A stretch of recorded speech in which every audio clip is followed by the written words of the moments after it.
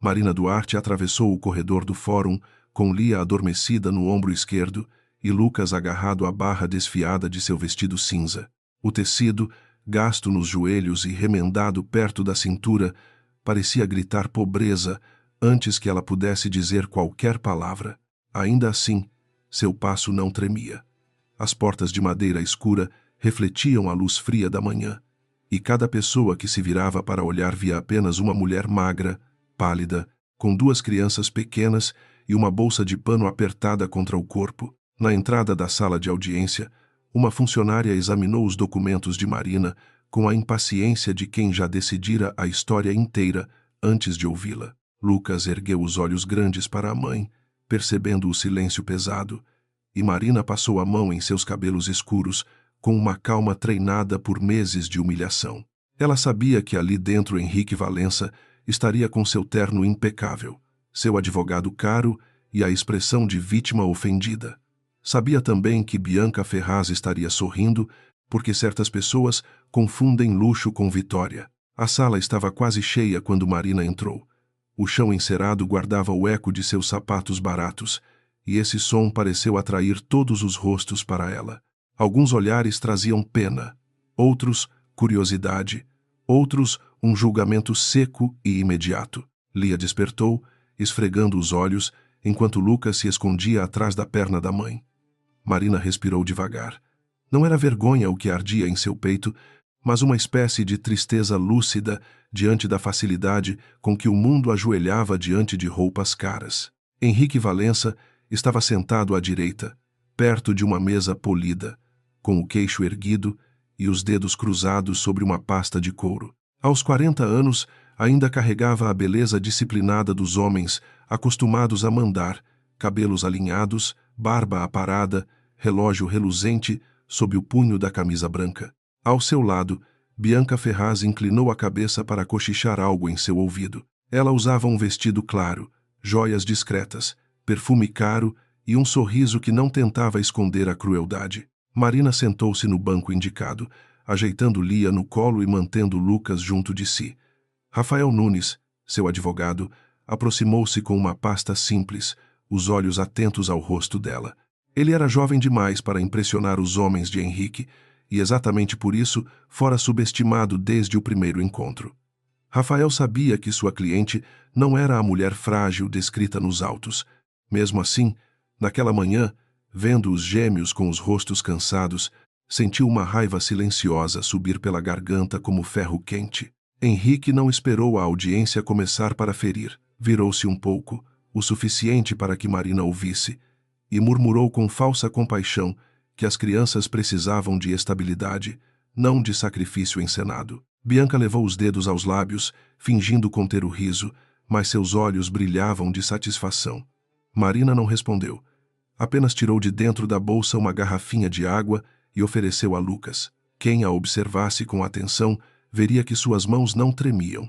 Henrique percebeu isso e franziu a testa. O juiz Augusto Meireles entrou poucos minutos depois, trazendo consigo uma autoridade que não precisava de voz alta. Era um homem de cabelos grisalhos, olhar severo e movimentos precisos, conhecido por não tolerar espetáculos dentro da própria sala.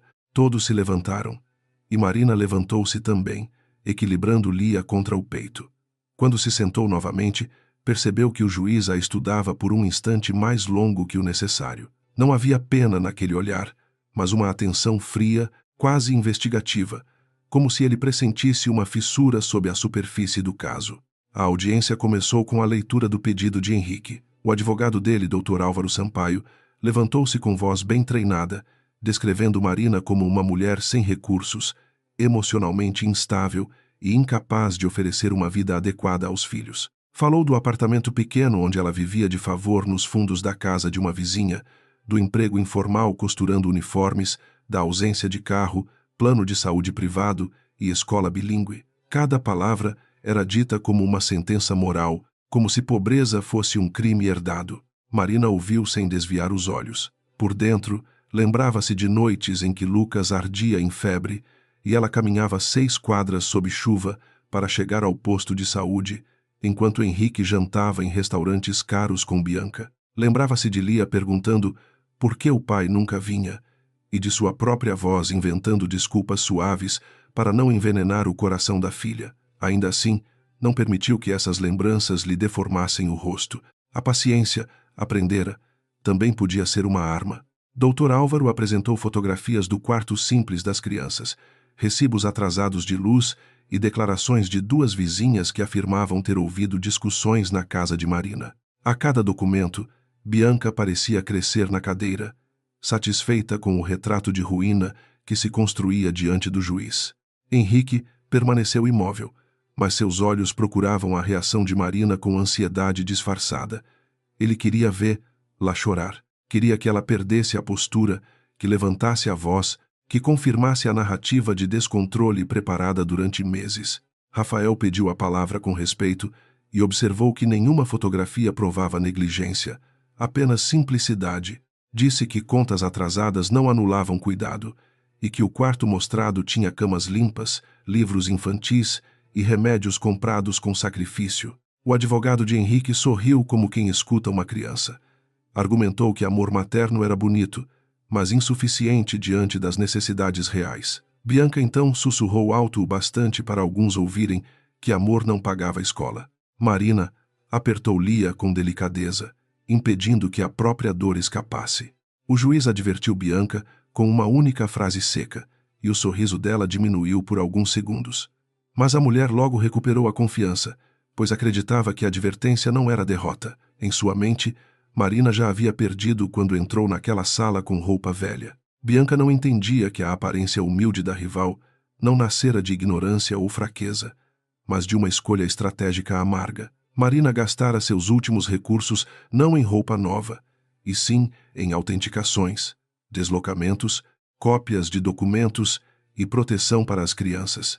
Quando Henrique foi chamado a falar, levantou-se com expressão grave, perfeitamente calculada. Disse que ainda respeitava Marina como mãe, mas não podia fechar os olhos para o sofrimento dos filhos.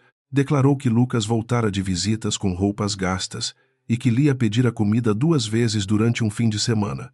O juiz escutou, anotando pouco. Marina sentiu o estômago se fechar, não pela mentira, mas pela frieza com que Henrique usava a fome infantil como teatro. Lucas, sem entender tudo, baixou a cabeça. Henrique continuou, afirmando que sua casa oferecia quarto amplo, escola particular, acompanhamento médico e uma presença feminina equilibrada em Bianca. Ao pronunciar o nome da amante, estendeu a mão para ela com ternura ensaiada. Bianca inclinou-se, exibindo lágrimas que não chegavam aos olhos, e disse que amava as crianças como se fossem suas. Marina recordou a voz da mesma mulher, semanas antes, dizendo ao telefone que criança se adaptava a qualquer coisa quando cercada de dinheiro. A memória não a destruiu, apenas afiou seu silêncio. Rafael levantou uma objeção quando Bianca tentou falar sem ser chamada, e o juiz sustentou a intervenção. O ambiente ficou mais tenso. Uma repórter local, autorizada a acompanhar o caso por envolver uma família conhecida na cidade, rabiscou no bloco enquanto observava Marina como quem esperava uma cena dramática, mas a mulher pobre continuava estranhamente composta. Ela acariciava os dedos de Lia, respondia às perguntas com frases curtas e claras, e jamais olhava para Bianca por tempo suficiente para lhe conceder o prazer da provocação. Então, veio o primeiro golpe mais pesado. Dr. Álvaro retirou de sua pasta um relatório assinado por uma psicóloga particular, indicando que Marina apresentava sinais de instabilidade emocional e comportamento manipulador diante dos filhos. Rafael pediu acesso imediato ao documento e franziu a testa ao notar a data. A avaliação teria ocorrido em um dia no qual Marina jamais comparecera a consulta alguma. Henrique manteve a expressão serena, mas uma veia discreta pulsou em seu pescoço. Bianca sorriu, certa de que ninguém ali perceberia detalhes tão pequenos. O juiz recebeu o relatório, leu em silêncio e perguntou a Marina se ela conhecia a profissional. Marina ergueu o rosto. Sua voz saiu baixa, mas firme, atravessando a sala com nitidez inesperada. Disse que nunca estivera no consultório daquela psicóloga, nunca autorizara a avaliação e nunca levara as crianças ao endereço citado. Acrescentou que, naquele dia, Lia estivera em atendimento público por crise respiratória e Lucas ficara com Dona Celeste. Rafael apresentou imediatamente uma cópia do registro médico. Pela primeira vez, o sorriso de Bianca oscilou. Álvaro tentou transformar a inconsistência em confusão administrativa, mas o juiz não pareceu satisfeito. Henrique inclinou-se para o advogado, cochichando depressa. Marina observou os dois sem prazer. Não queria apenas desmentir uma mentira, porque mentiras isoladas podiam ser enterradas sob novas mentiras. Ela queria mostrar o método, queria que todos enxergassem como Henrique fabricava a realidade com papel timbrado, assinatura comprada e a arrogância de quem sempre acreditara que pessoas pobres não tinham como guardar provas, consultar datas ou sobreviver tempo suficiente para resistir. A audiência avançou para as testemunhas. A primeira, uma antiga empregada da casa de Henrique, declarou que Marina era fria com os filhos e costumava deixá-los chorando. Falou olhando para o chão, com as mãos inquietas no colo. Marina reconheceu nela o medo, não a maldade. Era Marta, uma mulher que dependia do salário da empresa Valença para sustentar a mãe doente. Rafael fez perguntas simples, quase gentis, e Marta se confundiu ao dizer horários impossíveis. Quando percebeu, seus olhos se encheram de lágrimas. O juiz pediu que a testemunha respondesse apenas ao que sabia pessoalmente. Marta engoliu em seco. Henrique a encarou com uma dureza que quase ninguém viu, mas Marina viu. Bianca também viu e desviou os olhos, irritada. A testemunha manteve parte da mentira, mas já não soava segura. Para a maioria, aquilo parecia apenas uma falha humana.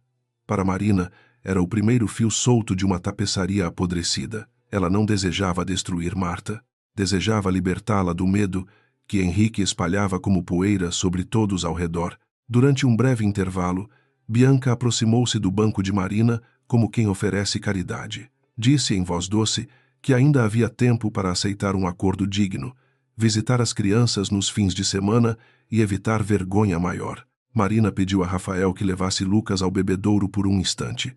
Quando ficou apenas com Lia no colo, olhou para Bianca pela primeira vez, sem cansaço, sem raiva, sem humilhação. Bianca estremeceu, porque naquele olhar não havia súplica. Havia uma certeza que ela não conseguia interpretar. Marina respondeu que dignidade não era algo que Bianca pudesse oferecer, tomar ou negociar. A amante riu de leve, chamando-a de orgulhosa, e comentou que juiz nenhum entregaria crianças a uma mulher incapaz de comprar um vestido decente para o próprio julgamento. Marina baixou os olhos para a filha, ajeitou a manta fina sobre seus ombros e disse que Bianca cometia o mesmo erro de Henrique, confundindo preço com valor. A frase não foi alta, mas chegou aos ouvidos de duas pessoas próximas e o silêncio ao redor mudou. Quando a sessão recomeçou, Dr. Álvaro apresentou outro documento, desta vez um pedido formal para suspender temporariamente as visitas de Marina caso a guarda fosse transferida. Alegava risco de fuga com as crianças. Rafael protestou de imediato, classificando o pedido como desproporcional e cruel. Henrique manteve-se ereto, mas suas pupilas revelavam impaciência. Ele queria um encerramento rápido. Quanto mais Marina permanecia calma, mais perigosa lhe parecia. Conhecia aquela mulher. Antes de torná-la invisível dentro de casa, dependera da inteligência dela para vencer crises que ninguém mais entendia. O juiz perguntou a Marina se ela desejava declarar algo naquele momento. Rafael virou-se para ela, esperando uma resposta combinada, mas Marina surpreendeu até seu advogado. Levantou-se devagar, colocando Lia sentada ao lado de Lucas. A menina segurou a mão do irmão, como se intuísse que a mãe precisava das duas mãos livres. Marina agradeceu ao juiz e disse que não pediria compaixão. A sala ficou imóvel. Sua voz não tinha a fragilidade que muitos esperavam de uma mulher cercada por acusações, dinheiro e desprezo. Ela afirmou que seus filhos nunca foram usados por ela como armas contra o pai, embora tivessem sido usados pelo pai como escudo para esconder ambições mais antigas. Disse que não contestava a riqueza de Henrique, mas contestava a honestidade com que ele pretendia transformar essa riqueza em argumento moral. O advogado de Henrique tentou interromper, alegando discurso ofensivo. O juiz permitiu que Marina continuasse por mais alguns instantes. Bianca cruzou as pernas com força, irritada por ver o centro da sala escapar de suas mãos. Marina então contou, sem melodrama, que trabalhara por anos nos bastidores da empresa Valença Norte, revisando contratos, corrigindo balanços e evitando perdas que poderiam ter levado centenas de famílias ao desemprego. Não citou ainda os crimes, não revelou nomes, não abriu todo o arsenal. Apenas plantou a primeira semente de dúvida. Henrique ficou pálido por uma fração de segundo, rápido demais para a plateia comum perceber. Augusto Meireles percebeu. Rafael percebeu. Bianca percebeu tarde, mas percebeu, e seu sorriso morreu antes de alcançar os olhos. Álvaro exigiu que aquela fala fosse desconsiderada por fugir ao tema da guarda. O juiz respondeu que a conduta financeira e moral das partes poderia ser relevante se afetasse o interesse das crianças. A frase caiu sobre Henrique como uma lâmina fina. Marina sentou-se novamente, com o coração batendo forte, mas o rosto sereno. Não sentia triunfo. Sentia o peso de cada noite em que precisara escolher entre comprar leite ou pagar cópias autenticadas. Sentia o medo antigo retornando, mas agora ele caminhava atrás dela, não à frente. Foi então que um servidor entrou discretamente e entregou ao juiz um envelope pardo, grande, lacrado com fita e identificado pelo número do processo.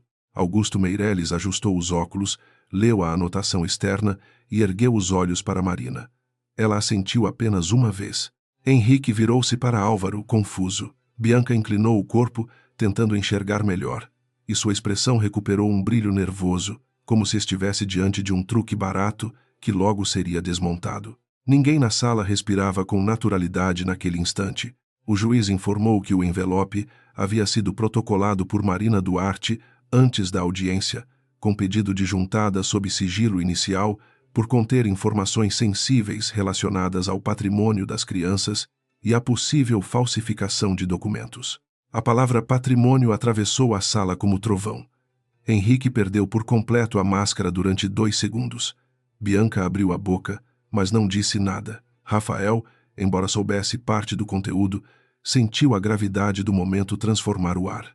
Marina permaneceu sentada, segurando as mãos dos filhos sobre o colo. Augusto rompeu o lacre com movimentos lentos.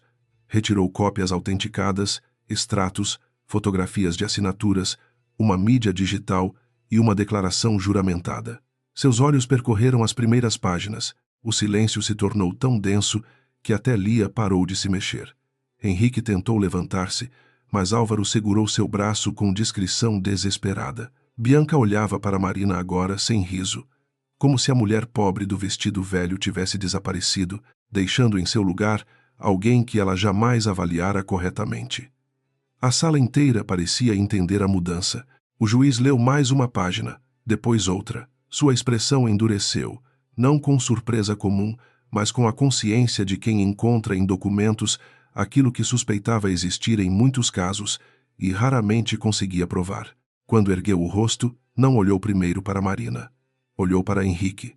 O empresário sustentou o olhar por pouco tempo. Bianca mexeu no colar, gesto pequeno de pânico que denunciava mais do que qualquer confissão. Marina sentiu Lucas apertar seus dedos e respondeu com uma pressão suave, prometendo proteção sem palavras. Augusto declarou que a audiência não seria encerrada como previsto. Determinou a análise imediata da documentação e advertiu as partes de que qualquer tentativa de ocultar ou destruir provas seria comunicada às autoridades competentes. A voz do juiz não se elevou, mas cada sílaba desmontou a confiança de Henrique. Bianca, esquecendo a pose, sussurrou que aquilo era impossível. Marina ouviu, e pela primeira vez naquela manhã, permitiu-se uma respiração mais profunda. Não era vitória ainda, era apenas a porta da verdade começando a se abrir. Henrique pediu para falar, mas o juiz negou naquele momento. Álvaro solicitou vista dos documentos, tentando recompor a estratégia, e recebeu autorização limitada. A repórter local já não escrevia, observava, imobilizada pelo faro de escândalo. O público, antes inclinado a julgar Marina pela roupa, agora evitava encará-la com a mesma segurança. Havia algo quase vergonhoso naquela inversão silenciosa. A mulher pobre continuava pobre aos olhos deles, mas já não parecia pequena. Seu vestido gasto tornara-se menos importante que o mistério contido no envelope aberto. Bianca voltou-se para Marina com os olhos estreitos, procurando ameaça, ódio ou vaidade. Encontrou apenas cansaço e determinação. Isso a enfureceu mais do que uma provocação. Ela havia imaginado Marina chorando, implorando, aceitando migalhas para continuar vendo os filhos. Não havia previsto uma mãe capaz de entrar na sala como derrotada para forçar os adversários a mostrarem toda a arrogância diante do juiz. Henrique também compreendia tarde demais que a simplicidade daquela manhã talvez tivesse sido o espelho onde sua própria crueldade se exibira sem defesa. Quando o juiz suspendeu a sessão por alguns minutos para examinar os anexos, Marina abraçou os gêmeos. Lia perguntou baixinho se eles iriam para casa. Marina beijou sua testa e respondeu que sim, que iriam juntos. Lucas quis saber se o homem bravo ficaria zangado. Ela olhou para Henrique, que discutia em voz baixa com o advogado, e depois para o filho. Disse que pessoas zangadas nem sempre têm razão. Rafael ouviu a frase e sentiu um aperto no peito, porque nela cabia toda a história daquela mulher. Do lado oposto, Henrique sentia o chão fugir sob sapatos caros. Tentava lembrar exatamente quais documentos haviam sido deixados em cofres, quais arquivos Bianca vira, quais assinaturas poderiam ser contestadas. Pela primeira vez em anos, Marina não era a esposa descartada, a mãe pobre, a mulher silenciosa que ele expulsara numa noite de chuva. Era um risco calculado, paciente, mortal para sua reputação. E o que mais o apavorava não era o envelope. Era compreender que ela esperara o momento certo, diante de todos, para fazê-lo abrir os olhos. O juiz retornou ao centro da sala com o envelope nas mãos. Não revelou ainda o segredo completo, mas sua expressão bastou para mudar a temperatura do ambiente.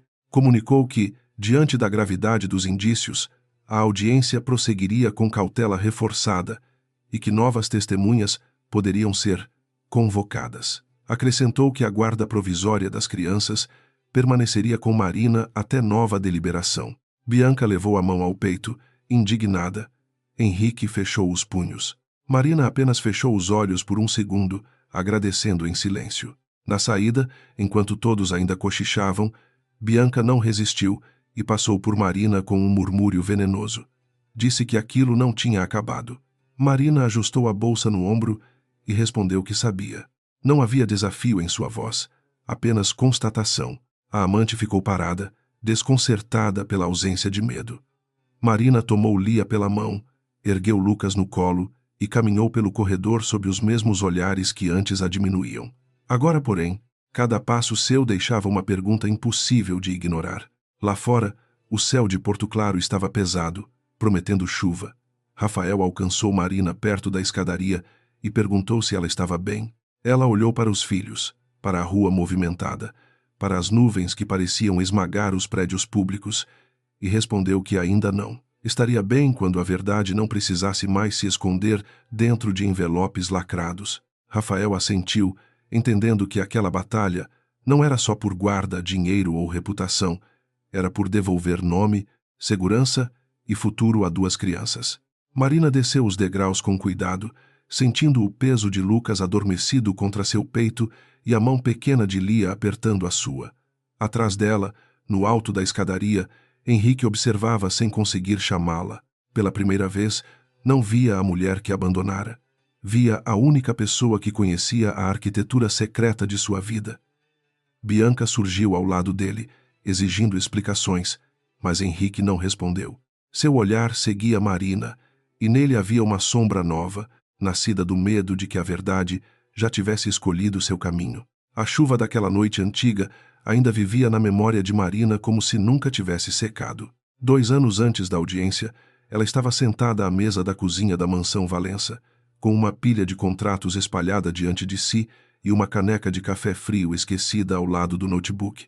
Do andar superior vinha o som baixo das crianças dormindo, interrompido de tempos em tempos pelo rangido da casa grande, tão bonita por fora e tão vazia por dentro. Henrique não voltara para jantar e o silêncio já não a enganava. Naqueles anos, a cidade inteira conhecia Henrique Valença como o empresário visionário que multiplicara a frota da Valença Norte e transformara uma transportadora familiar em símbolo de prosperidade regional.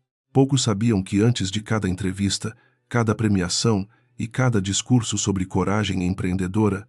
Havia noites em que Marina revisava planilhas até os olhos arderem. Ela encontrava erros nos contratos, renegociava dívidas, percebia riscos fiscais e preparava relatórios que Henrique apresentava como se fossem fruto exclusivo de seu instinto.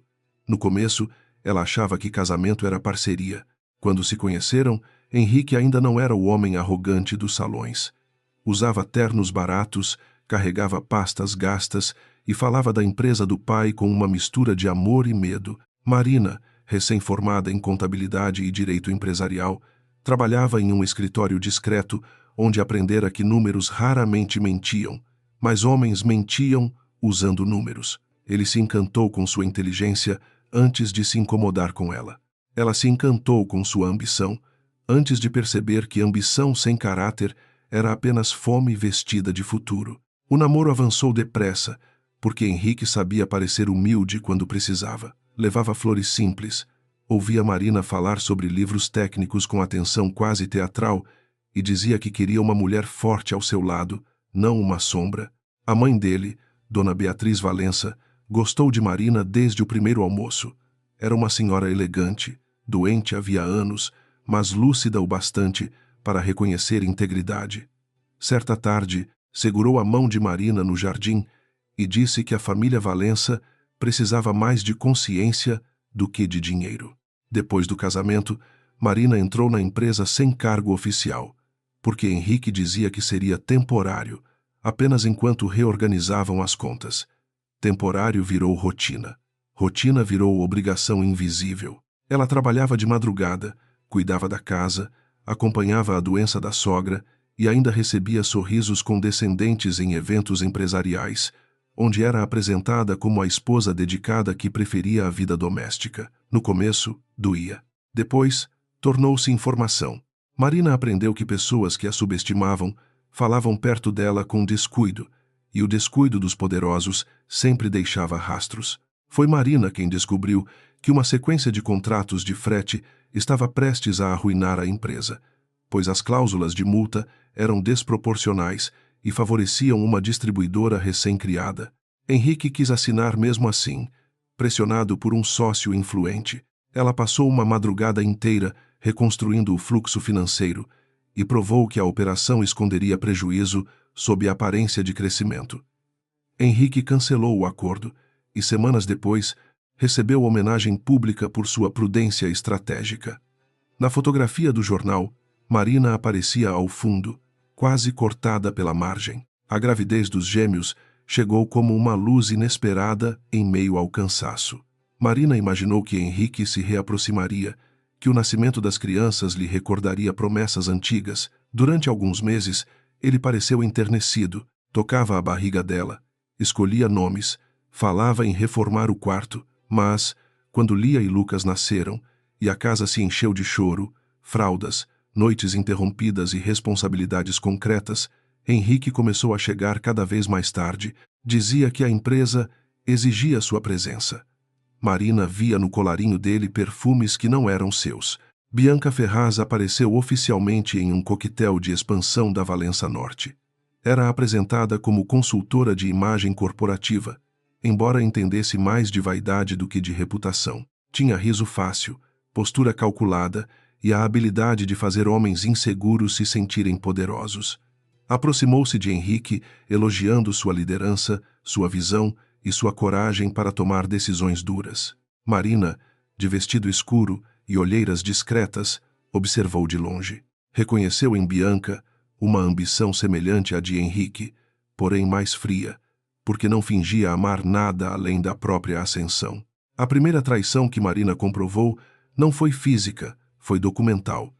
Um contrato de prestação de serviços para a empresa de Bianca trazia valores absurdos, pagamentos fracionados e descrições vagas. Marina questionou Henrique naquela mesma noite, depois que os convidados foram embora e os garçons recolheram taças pela metade. Ele reagiu com irritação desmedida, chamando-a de desconfiada, cansativa, incapaz de entender relações estratégicas. Marina não gritou. Guardou uma cópia do contrato antes que ele fosse alterado. Ainda não sabia que aquele papel seria a primeira pedra de uma muralha. Com o tempo, Bianca passou a frequentar a empresa como se sempre tivesse pertencido àquele lugar. Os diretores a tratavam com cautela, as secretárias cochichavam, os motoristas desviavam o olhar. Henrique fingia que tudo era profissional. Mas começou a corrigir Marina em público, a minimizar suas opiniões, a pedir que ela não participasse de reuniões porque precisava descansar. Descansar era a palavra que ele usava para expulsá-la dos espaços onde seu raciocínio o constrangia. Marina, entretanto, continuava recebendo arquivos de funcionários que ainda confiavam nela. Dona Beatriz morreu em uma manhã clara, com as janelas abertas para o jardim. Pouco antes, chamara Marina ao quarto e pedira que cuidasse das crianças, mas também de si mesma. Falou de um documento guardado com Elias Valença, irmão de seu falecido marido, e disse que Henrique não poderia saber antes da hora. Marina segurou sua mão até o fim, sem compreender plenamente o aviso. No enterro, Henrique chorou diante dos conhecidos, aceitou abraços demorados e manteve Bianca a certa distância respeitável, como quem administra uma cena. Meses depois, a distância desapareceu. Bianca já não esperava convites formais. Entrava na mansão, sentava-se no escritório, tocava nos objetos de Dona Beatriz com intimidade insolente. Marina encontrou uma vez o lenço da sogra sendo usado por Bianca como adorno de bolsa. O gesto pequeno a feriu mais do que gostaria. Ao confrontar Henrique, ouviu que precisava superar fantasmas e parar de transformar tudo em ofensa. Naquela noite, Marina dormiu no quarto das crianças, entre Lia e Lucas, entendendo que a casa lhe pertencia menos que a lembrança de sua sogra. A degradação moral de Henrique não aconteceu como uma queda brusca, mas como uma escada descida com elegância. Primeiro, omitiu despesas. Depois, transferiu valores para empresas paralelas. Em seguida, pediu que Marina assinasse declarações de anuência patrimonial, alegando simplificação administrativa. Ela leu tudo, recusou tudo. Foi então que o tom dele mudou. O marido carinhoso de fotografias antigas deu lugar a um homem que batia à porta com força, chamava sua prudência de paranoia e sua recusa de ingratidão. Bianca, ao fundo, alimentava cada incêndio. Marina descobriu o fundo clandestino por acaso apenas na aparência.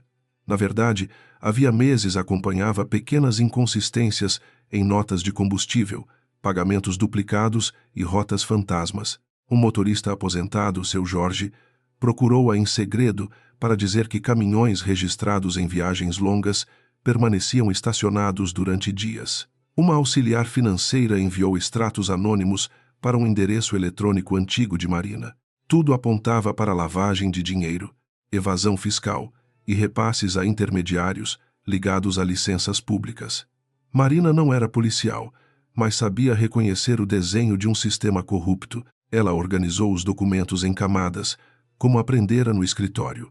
Uma pasta para contratos suspeitos, outra para notas frias, outra para transferências entre empresas de fachada, outra, mais delicada, para registros envolvendo Bianca. Não bastava ter provas, era preciso provar a origem das provas. Por isso, Marina autenticou cópias, registrou datas, preservou mensagens e evitou qualquer acesso ilegal. Sua força não estava em agir por impulso, mas em antecipar a acusação que viriam usar contra ela. Henrique a chamaria de louca.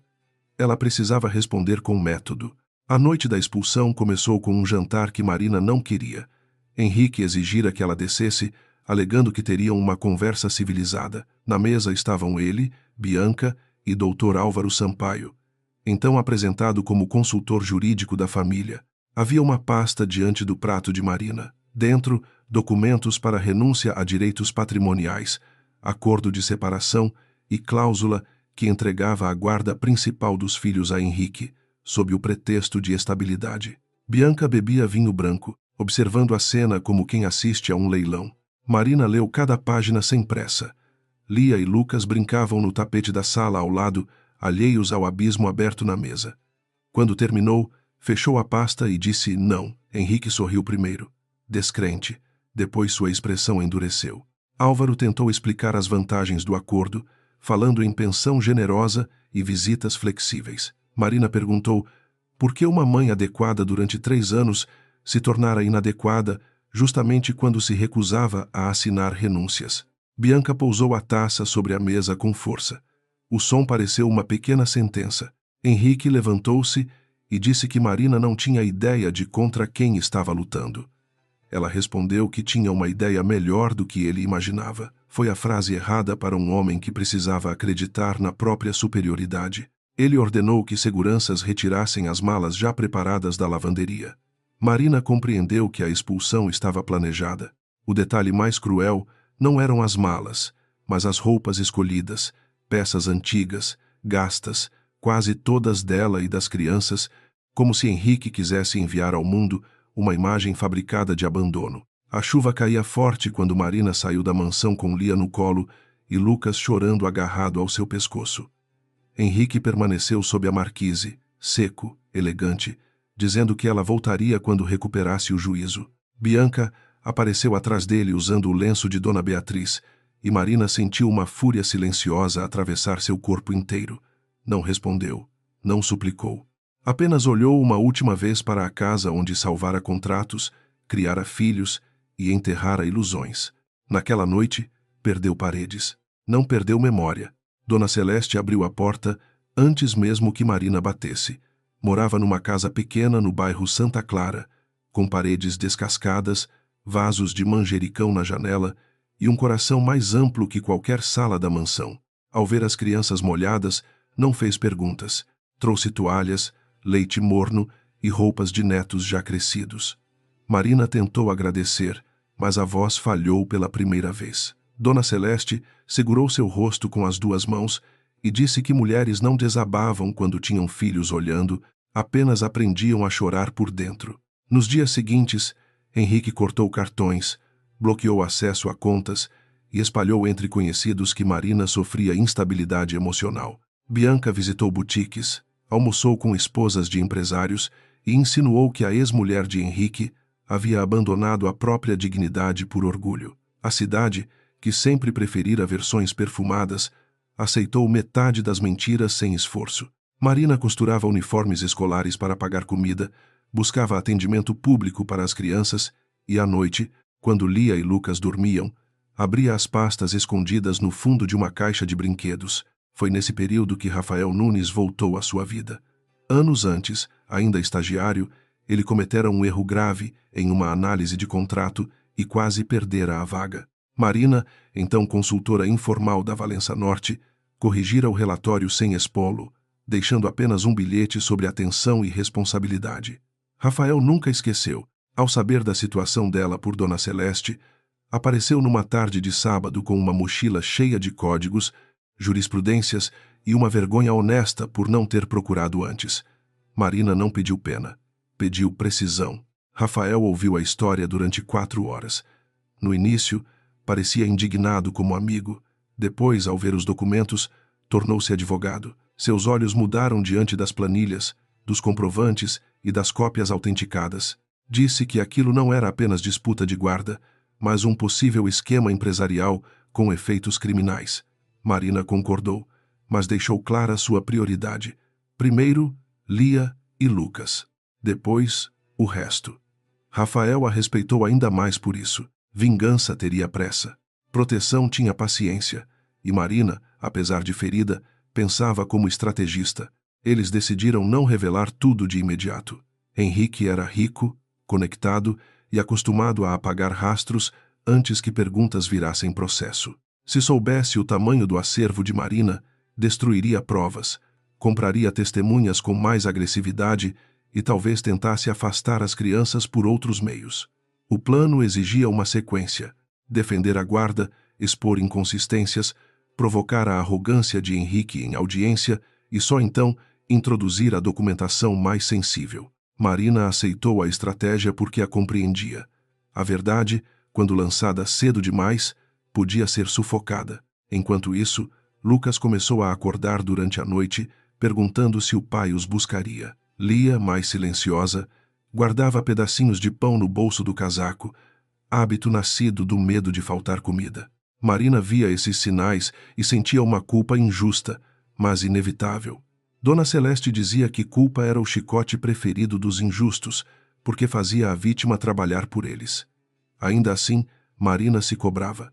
Trabalhava mais, sorria mais, media cada palavra diante dos filhos. Seu cansaço era profundo, mas sua ternura não diminuiu. Uma tarde, enquanto costurava golas azuis para uma escola municipal, Marina recebeu uma ligação sem identificação.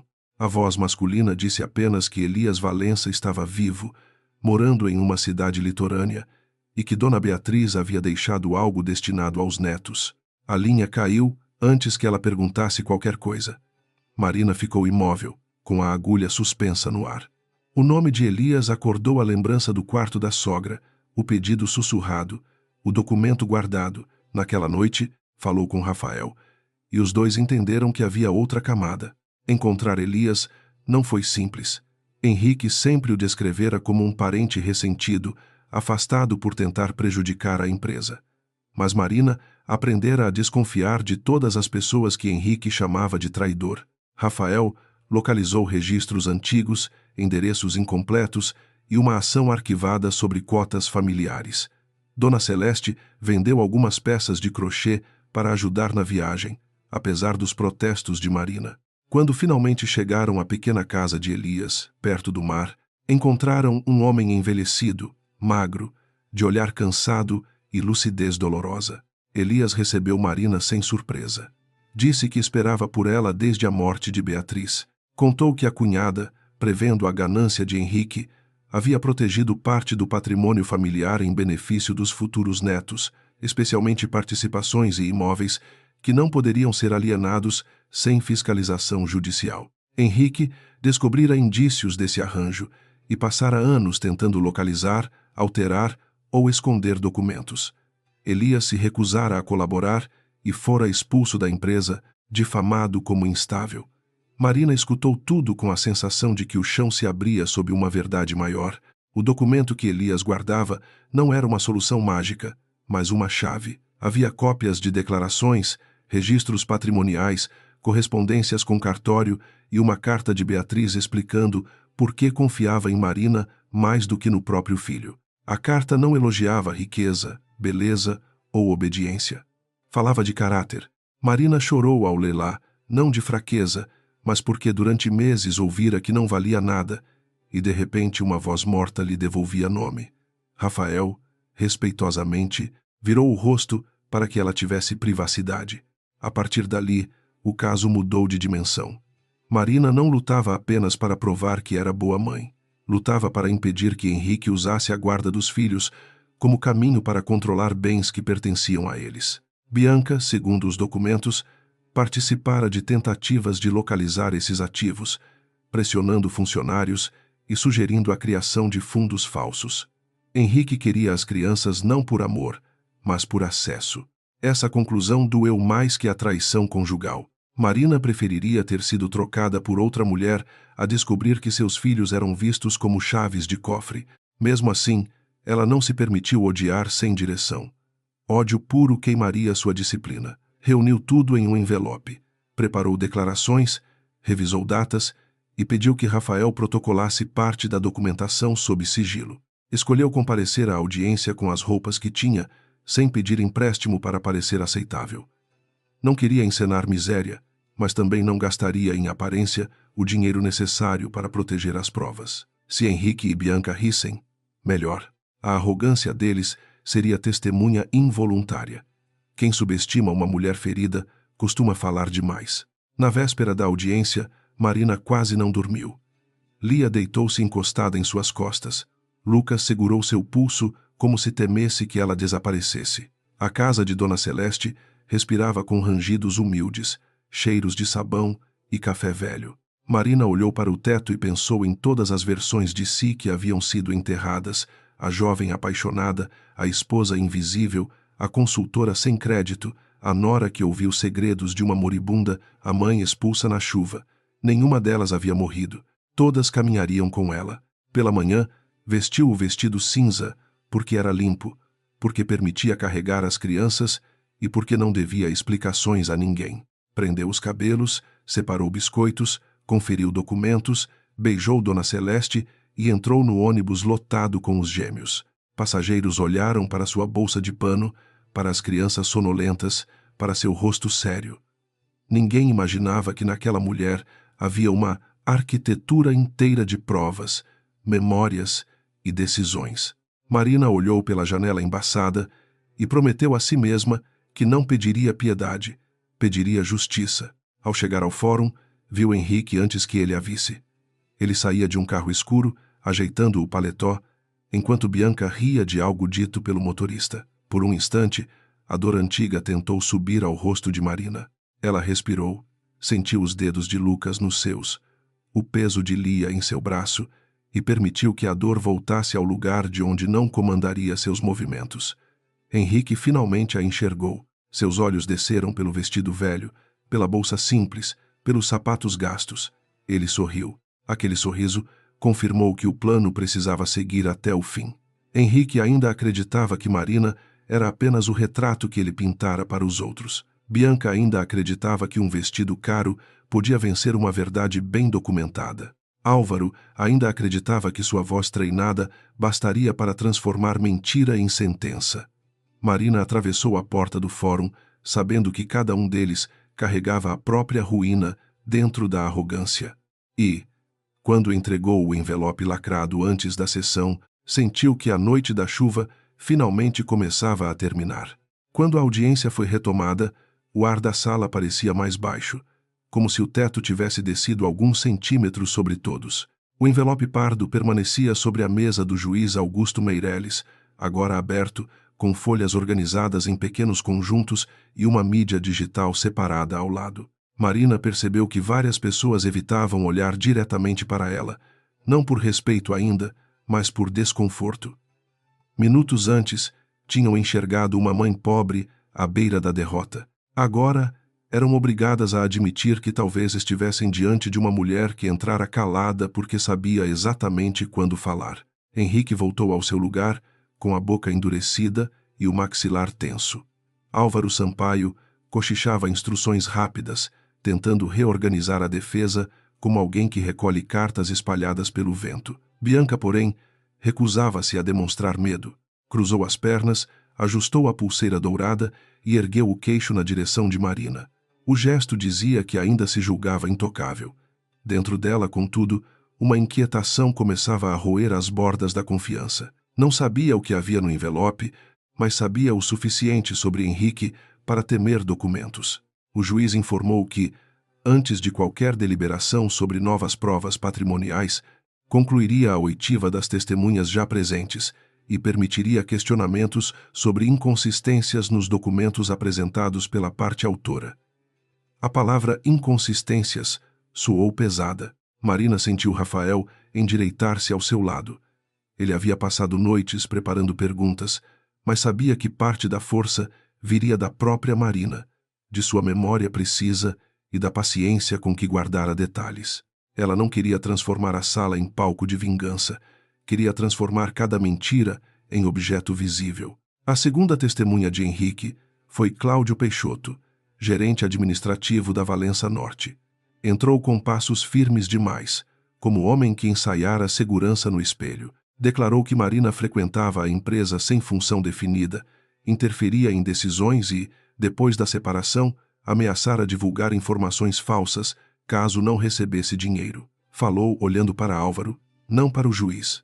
Marina observou a dobra úmida no colarinho dele, o modo como os dedos pressionavam o anel de casamento, a pressa em repetir frases prontas.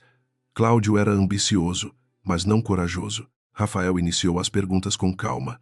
Pediu que Cláudio confirmasse se Marina tinha acesso aos relatórios financeiros entre os anos anteriores ao nascimento dos gêmeos.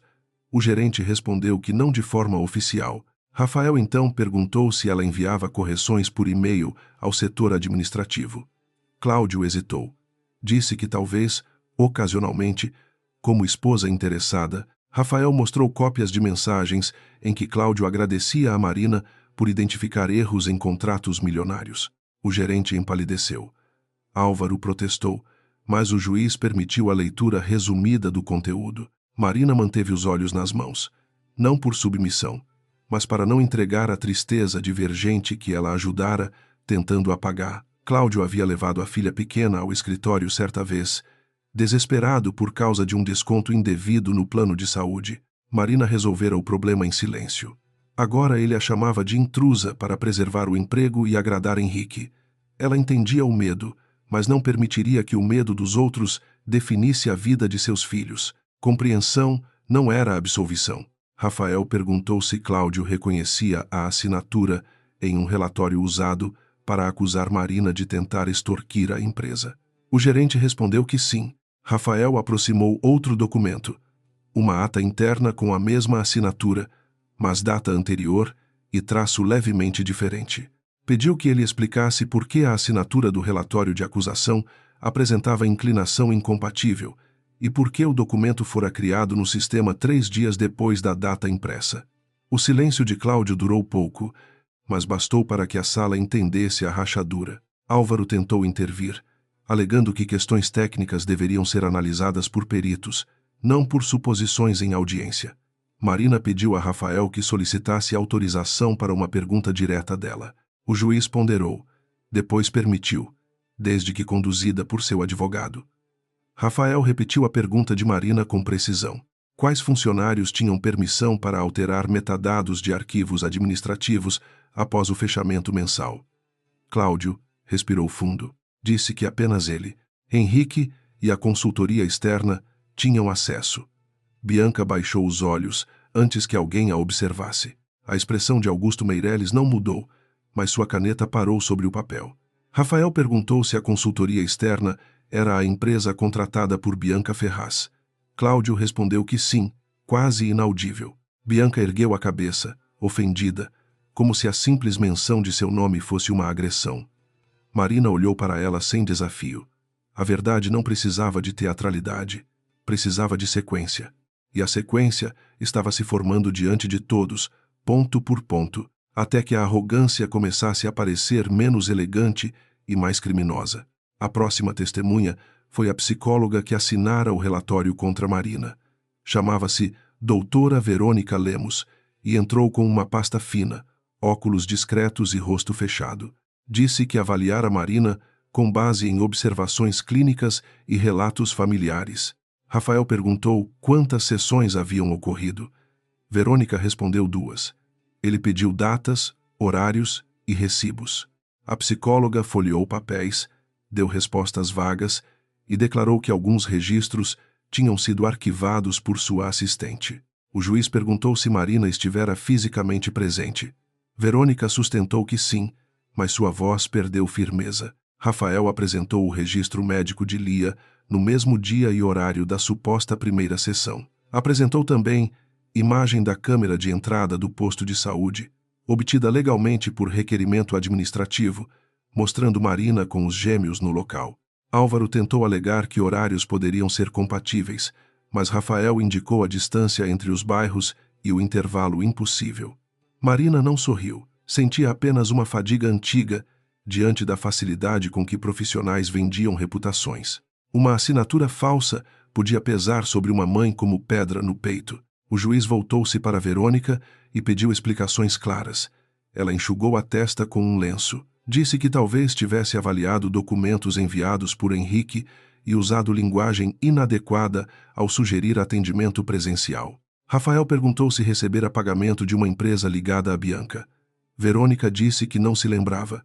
Então Marina entregou a Rafael uma folha marcada discretamente. Ele consultou e apresentou o comprovante de transferência vindo da Ferraz Imagem Corporativa, classificado como consultoria familiar. Bianca perdeu a cor por um instante. Depois riu sem alegria. A risada dela saiu curta, alta demais, e o juiz a advertiu pela segunda vez. Bianca pediu desculpas com doçura artificial, dizendo que estava abalada por ver sua vida privada invadida. Marina pensou em suas gavetas reviradas, seus filhos arrancados da cama na noite da expulsão, sua dignidade despedaçada em conversas de salão. Vida privada era um luxo que Bianca só defendia quando os holofotes ameaçavam sua própria pele. Ainda assim, Marina permaneceu quieta. O silêncio correto podia envergonhar mais que qualquer insulto. Verônica tentou corrigir a narrativa, afirmando que recebera documentos e impressões de familiares, não suborno.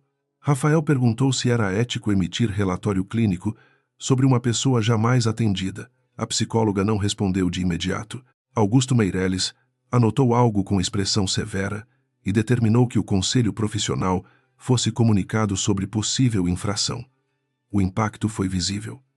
Henrique fechou os olhos por um segundo. Cláudio, sentado ao fundo, encolheu-se na cadeira. Bianca tocou o celular dentro da bolsa, mas um oficial a lembrou de que aparelhos deveriam permanecer desligados. O terceiro momento decisivo veio quando Álvaro tentou recuperar o controle, apresentando fotografias de Marina em uma fila de assistência social.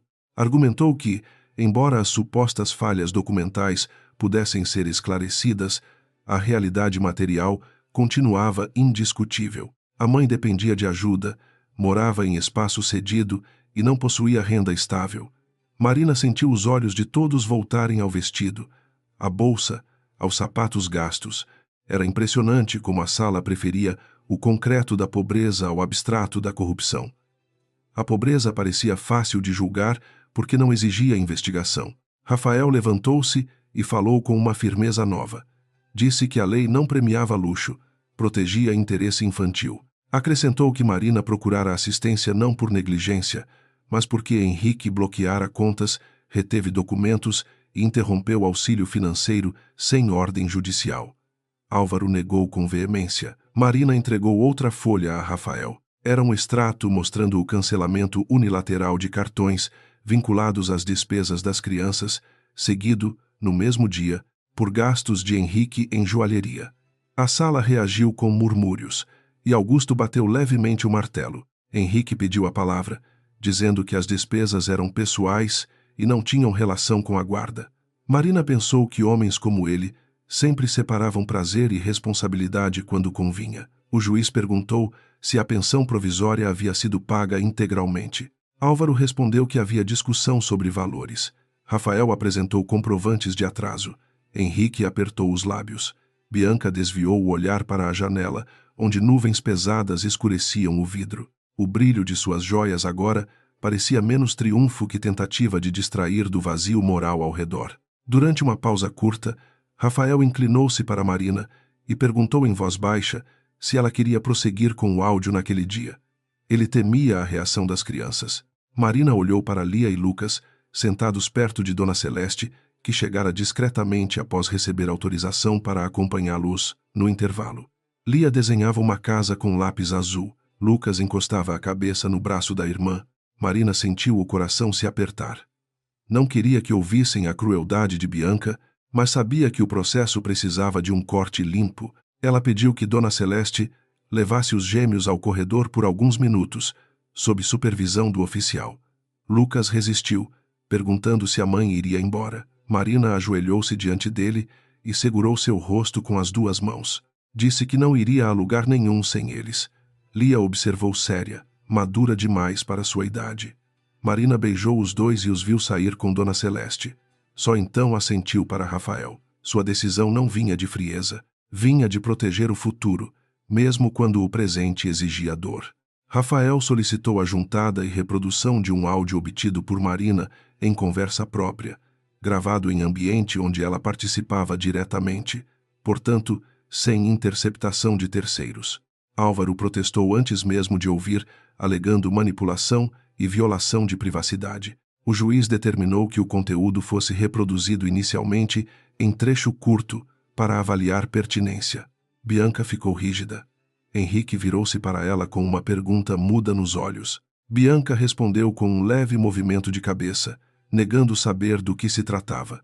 Mas suas mãos começaram a tremer. O áudio começou com ruído de chuva e o som distante de louça sendo recolhida. Depois veio a voz de Bianca, clara, elegante e cruel, dizendo que crianças pequenas esqueciam depressa quem lhes dava banho, desde que passassem a dormir em lençóis caros. A sala inteira ficou imóvel. Em seguida, a voz de Marina, baixa, perguntava se Bianca entendia que Lia e Lucas não eram peças de negociação. Bianca ria e respondia que filhos eram sempre peças quando havia patrimônio, imagem pública e um homem importante em jogo. Álvaro levantou-se de imediato, exigindo interrupção. O juiz permitiu apenas mais alguns segundos. No trecho seguinte, Bianca dizia que tirar as crianças de Marina seria a maneira mais eficiente de ensiná-la a não enfrentar Henrique. Acrescentava que ninguém acreditaria em uma mulher com roupa de feira contra uma família como os Valença. O áudio foi pausado. Por um instante não houve tosse, caneta, cadeira ou respiração audível. A sala parecia ter sido esvaziada por dentro. Bianca olhou ao redor e entendeu que, pela primeira vez, todos a escutaram sem o filtro do luxo. Ela reagiu como sempre reagira, quando encurralada, atacando. Disse que o áudio estava fora de contexto, que Marina a provocara, que mulheres em sofrimento diziam coisas exageradas. Marina pensou que aquilo era quase uma confissão de desprezo. Augusto perguntou se ela negava ser sua voz. Bianca hesitou. Negar seria perigoso. Admitir seria devastador. Escolheu uma terceira via, dizendo que precisava de perícia. O juiz concordou que haveria perícia, mas registrou a relevância preliminar do conteúdo. Henrique parecia furioso, mas também assustado com a imprudência da amante. Rafael aproveitou o momento para pedir que se reconhecesse o padrão de tentativa de desqualificação moral de Marina. Falou das testemunhas contraditórias, do relatório psicológico irregular, dos atrasos de pensão, das fotografias usadas para humilhar pobreza e agora do áudio em que Bianca revelava a intenção de usar as crianças como punição. Sua voz permaneceu técnica, mas havia indignação contida em cada frase.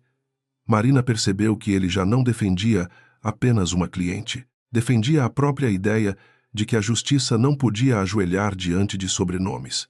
Álvaro tentou deslocar o foco para a suposta manipulação de Marina. Disse que ela guardava documentos e gravações porque planejava destruir Henrique, não proteger os filhos. Marina pediu autorização para responder a uma pergunta direta do juiz. E Augusto a concedeu. Ela levantou-se. Disse que guardou provas porque, quando uma mulher sem dinheiro enfrenta um homem poderoso, sua palavra sozinha costuma ser tratada como barulho. Guardou provas porque sabia que chamariam sua dor de histeria, sua cautela de ameaça, sua pobreza de incapacidade e seu silêncio de culpa. A frase permaneceu suspensa no ar. Algumas mulheres presentes abaixaram os olhos. Um homem idoso no fundo respirou fundo. A repórter voltou a escrever com rapidez. Henrique encarava Marina como se tentasse reconhecer nela a esposa que um dia corrigira seus contratos à luz da madrugada. Talvez, pela primeira vez, entendesse que a mulher invisível vira tudo. Bianca, ao contrário, não sentia remorso. Sentia raiva por ter sido exposta.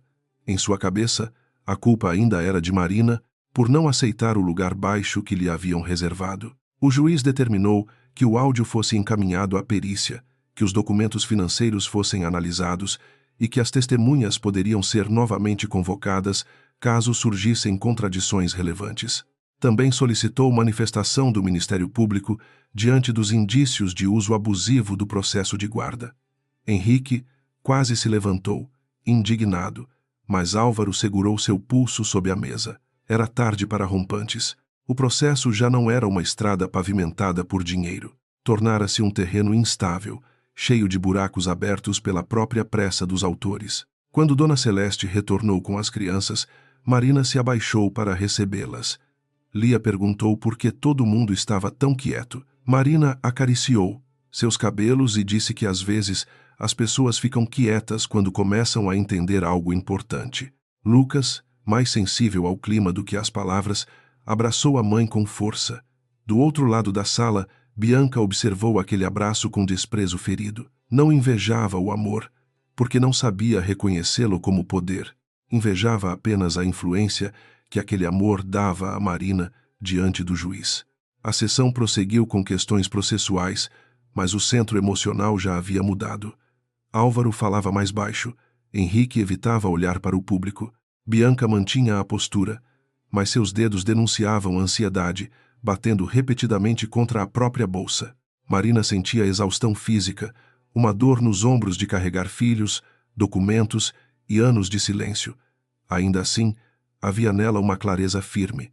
O primeiro muro caíra, não o principal, não o mais alto, mas aquele que escondia Bianca atrás de perfumes, vestidos e frases de falsa maternidade. Antes do encerramento do dia, Augusto Meireles fez uma observação que pareceu dirigida a todos e a ninguém. Disse que a aparência econômica das partes não seria tratada como prova isolada de capacidade parental e que qualquer tentativa de instrumentalizar crianças para disputa patrimonial ou vingança pessoal seria examinada com rigor.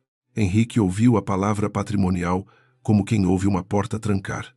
Marina percebeu. Rafael também. Bianca não compreendeu toda a extensão, mas viu o medo no rosto de Henrique, e por isso começou a temer. Ao sair da sala, Marina encontrou Marta, a antiga empregada, parada perto do corredor de serviço. A mulher parecia menor do que na hora do depoimento. Pediu desculpas sem conseguir levantar os olhos. Disse que Henrique ameaçara cortar o tratamento da mãe dela se não ajudasse. Marina ficou em silêncio por um momento, sentindo a tentação de responder com dureza. Em vez disso, perguntou se Marta estaria disposta a dizer a verdade quando fosse chamada novamente. A empregada chorou. Marina não a abraçou, mas também não se afastou. Rafael anotou o nome de Marta e orientou que ela procurasse proteção antes de qualquer novo depoimento. Aquilo confirmava mais uma peça do padrão de coerção. Henrique não apenas mentia, fazia outras pessoas mentirem sob ameaça, depois se escondia atrás da fragilidade delas. Marina caminhou até a saída com a sensação de que cada passo adiante trazia novas vítimas à luz. A justiça que buscava para os filhos começava a se expandir, alcançando pessoas que haviam sido esmagadas pela mesma máquina. Isso tornava a luta maior e mais perigosa. No estacionamento, Henrique alcançou Marina antes que Rafael pudesse impedi-lo. Manteve distância suficiente para não parecer agressivo diante de testemunhas, mas sua voz veio baixa e envenenada. Perguntou o que ela pensava que estava fazendo. Marina segurou Lia pela mão e manteve Lucas atrás de si. Respondeu que estava fazendo o que ele sempre achou impossível, dizendo a verdade em uma sala onde ele não podia comprar todos ao mesmo tempo. Henrique sorriu sem alegria e disse que ela ainda não conhecia o tamanho de sua queda. Marina não recuou. Disse que conhecia quedas, porque ele a jogara na chuva com 2 crianças e malas velhas. Conhecia medo, porque tivera de explicar aos filhos por que a casa desaparecera. Conhecia fome contida, noites sem dormir, humilhação em fila pública e trabalho até os dedos doerem. O que não conhecia mais era submissão. Henrique olhou ao redor, percebendo 2 funcionários do fórum próximos, e engoliu a resposta. Bianca chegou atrás dele, pálida de fúria, e chamou Marina de manipuladora. Marina apenas olhou para ela. Bianca disse que Marina podia até comover o juiz por um dia, mas nunca voltaria a ser alguém no mundo deles. A resposta de Marina veio quase triste. Disse que esse era o erro de Bianca, acreditar que o mundo deles era o mundo inteiro. Depois virou-se, conduzindo as crianças para a calçada onde Dona Celeste esperava com um guarda-chuva antigo. Rafael ficou alguns passos atrás vigiando Henrique. O empresário não se moveu. Sua raiva estava presa entre a vontade de atacar e o medo de ser observado. Naquela noite, Henrique convocou Álvaro e Cláudio para uma reunião urgente no escritório da mansão. Bianca andava de um lado para outro, exigindo saber que documentos Marina possuía. Henrique perdeu a paciência e mandou que ela se calasse. Foi a primeira vez que falou assim com ela diante de outros. Bianca parou, ferida no orgulho, e percebeu que seu lugar na vida de Henrique dependia de Vitória, não de amor. Se ele caísse, ela cairia junto. Essa consciência transformou seu medo em uma decisão perigosa. Enquanto isso, na casa de Dona Celeste, Marina colocava os gêmeos para dormir. Lia perguntou se a mulher bonita queria levá-los embora. Marina sentiu a dor da pergunta, mas respondeu sem mentir demais. Disse que algumas pessoas confundem querer com possuir, mas que ninguém levaria os 2 sem que ela lutasse com tudo o que tinha. Lucas adormeceu primeiro, segurando um carrinho sem roda. Lia demorou mais, olhando para o rosto da mãe como quem procura garantia. Marina cantou baixinho até os olhos da filha se fecharem. Só depois, na cozinha pequena, Rafael abriu os papéis sobre a mesa coberta por uma toalha de plástico.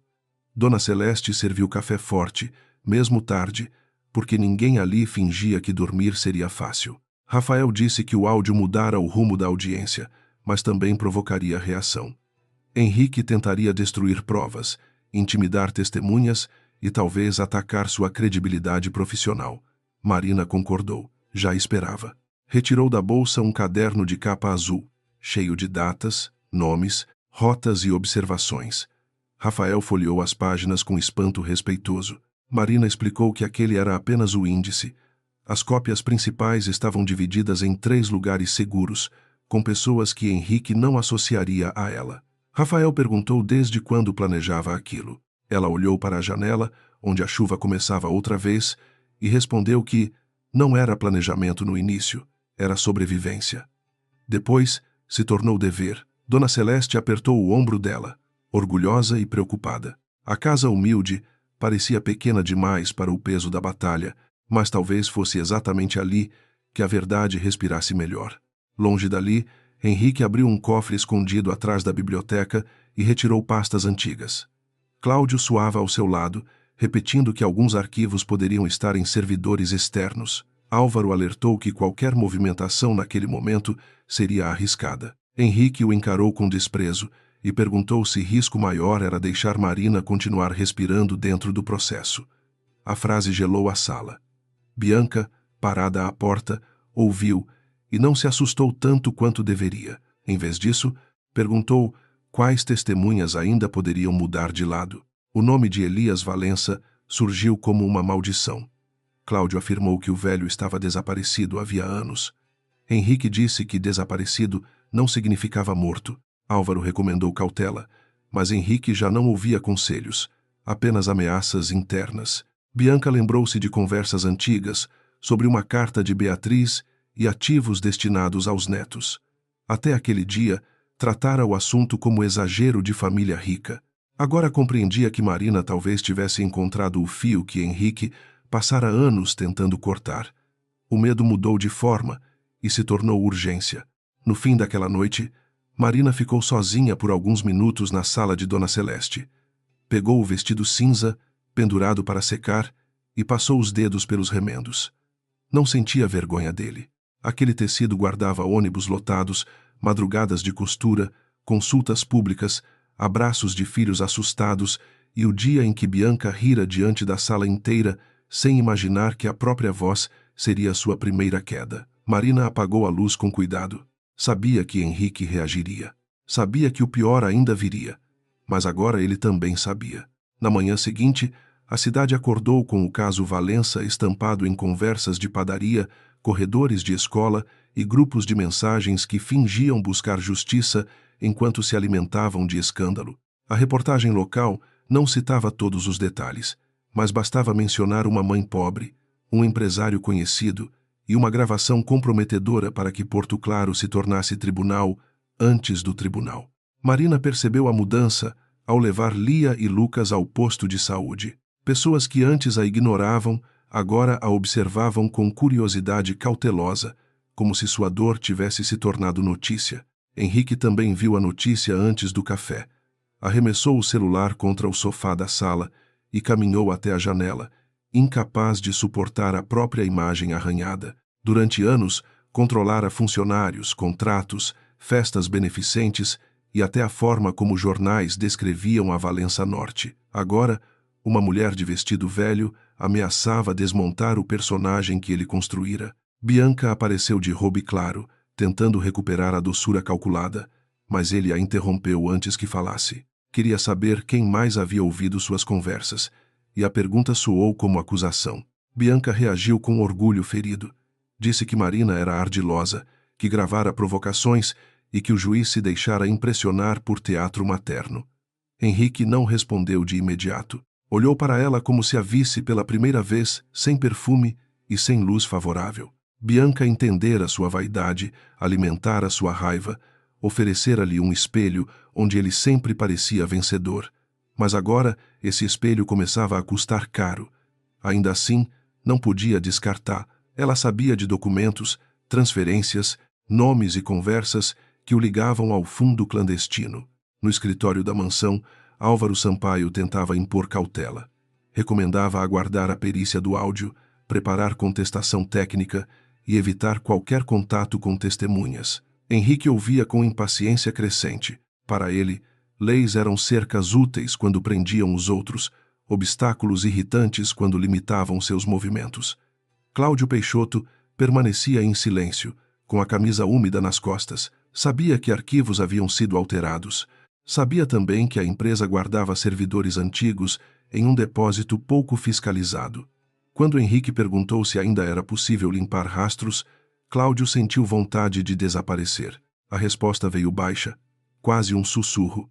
Talvez alguns registros pudessem ser removidos, mas qualquer acesso deixaria marcas. Henrique bateu a mão na mesa, chamando marcas de problema de técnicos, não de donos. Álvaro se levantou, severo, e avisou que destruição de prova naquele momento seria suicídio jurídico. Henrique sorriu sem humor. Disse que suicídio era permitir que Marina decidisse o ritmo da guerra. Bianca, encostada à estante, percebeu que a palavra guerra não era metáfora. O homem que ela escolhera por poder começava a revelar o preço desse poder.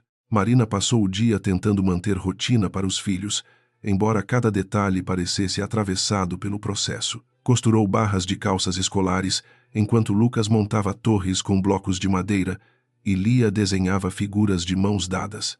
Dona Celeste fingia alegria, mas observava a rua pela fresta da cortina. Rafael ligou ao meio-dia para avisar que Marta, a antiga empregada, recebera mensagens ameaçadoras de um número desconhecido. Marina fechou os olhos por um instante.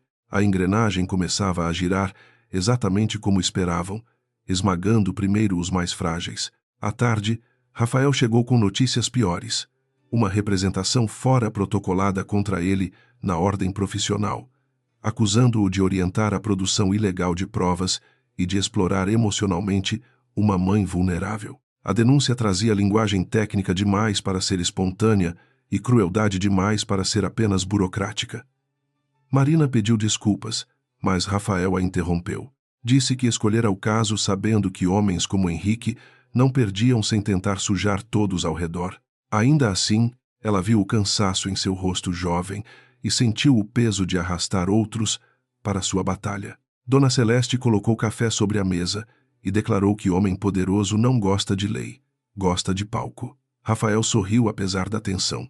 Marina abriu o caderno azul e revisou a lista de pessoas vulneráveis a ameaças. Marta precisava de orientação formal. Seu Jorge, o motorista aposentado, deveria ser ouvido antes que Henrique o intimidasse. A auxiliar financeira, que enviara extratos anônimos, precisava permanecer protegida. Cada nome era uma vida, não apenas peça processual. Essa consciência impedia Marina de tratar a verdade como simples arma. Naquela noite, enquanto Marina dava banho nos gêmeos, Lucas perguntou se o pai estava bravo por causa dela. A água escorria pelos cabelos do menino e seus olhos carregavam uma culpa que não pertencia a criança alguma. Marina ajoelhou-se ao lado da banheira simples, molhando a barra da saia sem perceber. Disse que adultos às vezes ficam bravos quando precisam responder por escolhas erradas, mas isso nunca era culpa dos filhos. Lia, sentada ao lado, perguntou se escolhas erradas podiam ser consertadas. Marina respondeu que algumas sim, quando havia coragem. Depois que as crianças dormiram, Marina chorou pela primeira vez em muitos dias. Não alto, não de forma dramática, mas com o rosto entre as mãos, na cozinha pequena. Dona Celeste não disse nada. Apenas sentou-se ao lado dela e esperou. Marina confessou que temia vencer no tribunal e perder algo dentro dos filhos, alguma confiança delicada que nenhuma sentença poderia devolver. Dona Celeste respondeu que mentira também fere crianças, só que por dentro e devagar. A verdade, quando guiada por amor, podia doer, mas abria espaço para a cura. Enquanto isso, Henrique enviava Cláudio ao depósito da empresa com ordens claras demais para serem confundidas. O gerente deveria retirar discos antigos, caixas de notas e relatórios impressos, anteriores à expansão da frota. Cláudio obedeceu porque tinha dívidas, medo e pouca dignidade restante. Chegou ao depósito perto da meia-noite, acompanhado de 2 homens da segurança. O lugar cheirava a poeira, óleo e papel envelhecido. Ao abrir as caixas marcadas com códigos antigos, encontrou anotações de Marina, cálculos à mão e cópias que provavam sua participação invisível na salvação da empresa. Cláudio ficou paralisado diante da letra dela. Lembrou-se de quando Marina corrigia seus erros sem humilhá-lo, de quando lhe ensinou a revisar cláusulas escondidas e de quando defendeu seu emprego em uma reunião tensa. Os seguranças perguntaram se deveriam carregar tudo. Ele hesitou. A vida inteira achara que covardia era não enfrentar homens fortes. Naquele momento, compreendeu que sua covardia real fora trair uma mulher justa para servir um patrão injusto. Mesmo assim, o medo venceu apenas pela metade. Ele levou algumas caixas, mas deixou outras escondidas atrás de pneus velhos. No dia seguinte, Rafael recebeu uma mensagem anônima com a localização exata das caixas poupadas. Marina leu a mensagem 2 vezes e entendeu que alguém dentro da engrenagem começava a quebrar. Não comemorou, sabia que arrependimento não apagava dano, mas podia abrir frestas. Rafael pediu autorização judicial urgente para preservar documentos da empresa e impedir destruição de provas. Augusto Meireles recebeu o pedido no fim da tarde.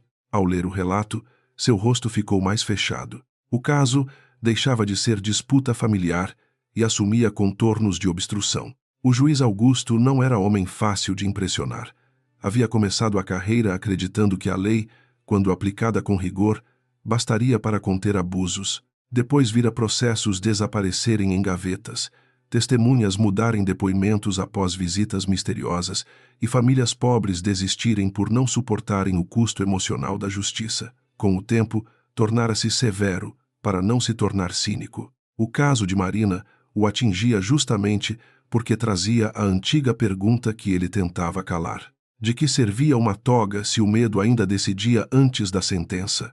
Naquela noite, Augusto abriu novamente o envelope de Marina em seu gabinete. Leu a carta de Beatriz Valença, analisou registros de patrimônio reservado aos netos e comparou datas com movimentos financeiros da empresa. Chamou sua assessora e pediu consulta a cartórios, junta comercial e registros de imóveis.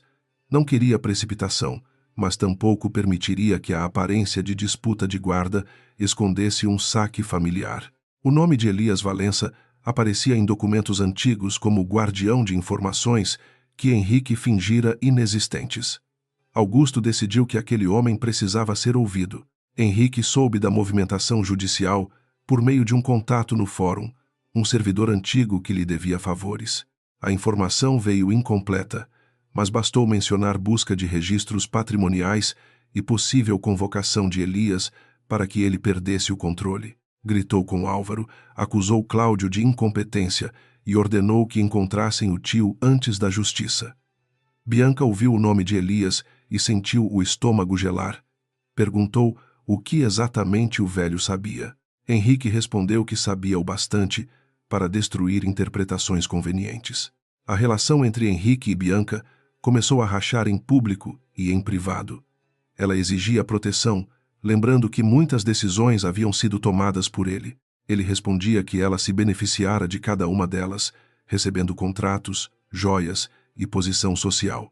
Bianca acusou-o de usar seu nome para movimentar dinheiro. Henrique retrucou que ela implorara para entrar no círculo Valença e agora não podia fingir inocência. A briga terminou com uma taça quebrada contra a parede, sem ferimentos, mas com o silêncio frio de 2 pessoas unidas apenas pelo medo. Marina recebeu a notícia da possível convocação de Elias por Rafael, que chegou à casa de Dona Celeste com cautela e alívio contido. Ela permaneceu em silêncio por alguns segundos, lembrando o rosto do velho perto do mar, a carta de Beatriz, a voz cansada contando anos de difamação. Sabia que trazê-lo de volta significava expô-lo ao homem que arruinara sua reputação. Rafael disse que pediriam proteção e condução segura. Marina assentiu. A justiça não podia depender de heróis solitários. Precisava proteger aqueles que ousavam falar. As ameaças se aproximaram na mesma velocidade. Dona Celeste encontrou um bilhete sem assinatura preso ao portão, dizendo que velhas casas pegavam fogo por descuido. Marina leu a frase e sentiu um frio atravessar sua coluna. Chamou Rafael, registrou a ocorrência e pediu que as crianças não saíssem sem acompanhamento. Dona Celeste tentou brincar, dizendo que sua casa era teimosa demais para queimar, mas suas mãos tremiam ao dobrar o papel. Marina a abraçou com força. Não suportava a ideia de que a bondade daquela mulher fosse punida por sua coragem. Lucas percebeu a tensão e teve uma crise antes de dormir. Chorou dizendo que não queria morar com pessoas bravas, que queria a casa pequena, o cheiro de bolo de Dona Celeste e a mãe perto da cama. Marina deitou-se ao lado dele, com Lia abraçada às suas costas, e contou uma história sobre duas estrelas gêmeas que atravessavam uma noite escura sem se separar. A metáfora era simples, mas sua voz carregava promessa. Do corredor, Rafael ouviu parte da história e precisou respirar fundo para controlar a própria emoção. No fórum, Augusto Meirelles autorizou medidas de preservação de provas e marcou uma audiência especial para a apresentação de documentos sensíveis. Determinou também a intimação de Elias Valença, com cautela no endereço e sigilo de deslocamento. A decisão foi redigida com precisão, sem frases dramáticas, mas cada linha estreitava o espaço de manobra de Henrique. Ao assinar, Augusto sentiu o peso familiar da escolha. Sabia que homens influentes detestavam juízes que interrompiam seus arranjos.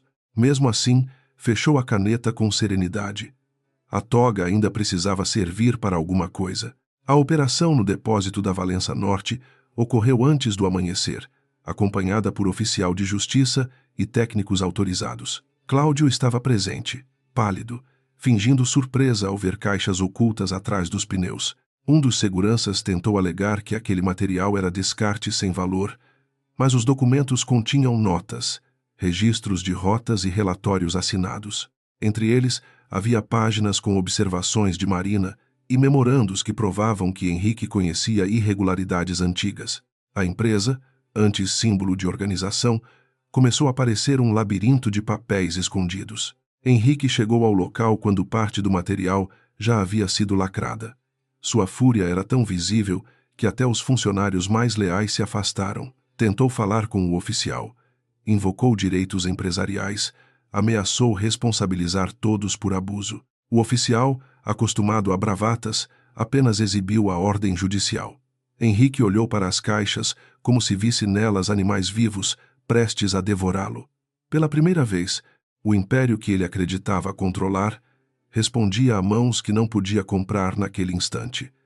Esse limite o deixou quase irreconhecível. Bianca acompanhou tudo de longe, dentro do carro, usando óculos escuros apesar do céu nublado. Viu funcionários cochichando, viu Henrique gesticular, viu caixas saindo do depósito sob lacre oficial. Sentiu uma humilhação diferente daquela que infligia aos outros. Era pública, concreta, registrada. Pegou o celular e ligou para uma conhecida na imprensa, tentando plantar a versão de perseguição judicial motivada por uma ex-esposa vingativa, mas sua voz não tinha o brilho de antes. A notícia já corria mais rápido do que sua capacidade de enfeitar mentiras. Na casa de Dona Celeste, Marina não celebrou a apreensão. Preparava mingau para as crianças quando Rafael avisou por telefone. Ela apenas fechou os olhos e agradeceu baixo. Sabia que cada prova preservada reduzia a chance de Henrique reescrever o passado, mas também aumentava o desespero dele. Dona Celeste perguntou se aquilo era bom. Marina respondeu que era necessário. Bom seria nunca ter chegado ali. Bom seria que Lia e Lucas tivessem um pai capaz de amar sem calcular. Como isso não existia, necessário era o nome possível da esperança. A audiência especial foi marcada para uma sexta-feira chuvosa. O corredor do fórum estava mais cheio do que na primeira sessão, embora o juiz restringisse a entrada. O caso já não era apenas fofoca conjugal. Empresários temiam desdobramentos.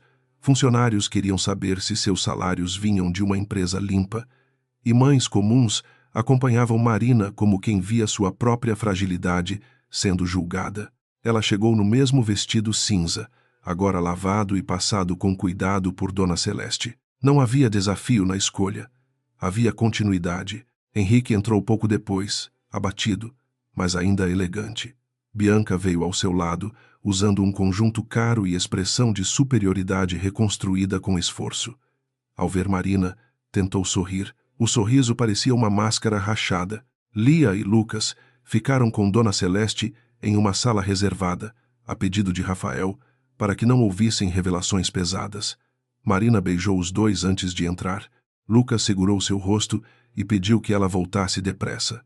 Ela prometeu voltar. A promessa era simples, mas sustentava todo o seu corpo. Na sala de audiência, Augusto Meireles anunciou que seriam examinados documentos patrimoniais relacionados ao interesse dos menores e possíveis indícios de fraude processual. Álvaro tentou limitar o alcance, argumentando que a ação tratava apenas de guarda. O juiz respondeu que a guarda não poderia ser separada de eventual interesse econômico oculto quando havia suspeita de que crianças foram usadas como instrumento. A frase silenciou o advogado. Henrique encarou a mesa. Bianca olhou para ele, esperando uma explicação que não viesse embrulhada em arrogância. Então a porta lateral se abriu. Um oficial entrou acompanhando Elias Valença. O velho caminhava devagar, apoiado em uma bengala simples, mas seu olhar permanecia firme. A sala pareceu prender o ar. Henrique levantou a cabeça com uma violência súbita, como se visse um morto atravessar a parede. Bianca empalideceu, compreendendo que aquele nome não era lenda de família. Marina sentiu uma mistura de alívio e culpa, porque Elias parecia mais frágil do que da última vez. Ainda assim, quando ele a viu, inclinou levemente a cabeça, como quem cumprimenta uma aliada. Augusto pediu que Elias se sentasse e confirmou seus dados. A voz do velho saiu rouca, mas clara. Disse que por anos fora chamado de ressentido, instável e traidor, porque se recusara a permitir que Henrique manipulasse a vontade de Beatriz Valença. Henrique tentou interromper, mas o juiz o advertiu. Elias então pousou sobre a mesa uma pasta gasta, protegida por plástico. Explicou que ali estavam cópias de documentos que Beatriz lhe confiara antes de morrer, pois temia que o filho sacrificasse os próprios netos por controle patrimonial. O rosto de Marina permaneceu imóvel, mas seus olhos arderam. Beatriz, mesmo adoecida, enxergara o que tantos saudáveis preferiram ignorar. Bianca cochichou que aquilo era absurdo, mas sua voz mal passou da primeira fileira. Elias continuou. Disse que Marina fora a única pessoa dentro daquela casa a tratar a empresa como responsabilidade, não como cofre. Disse que as crianças tinham direitos protegidos e que Henrique tentara esconder esses direitos para manter domínio sobre bens, cotas e imóveis vinculados à linhagem familiar. Cada palavra caía como martelo em madeira seca. Augusto recebeu a pasta, comparou os documentos com os anexos já apresentados e fez uma longa pausa.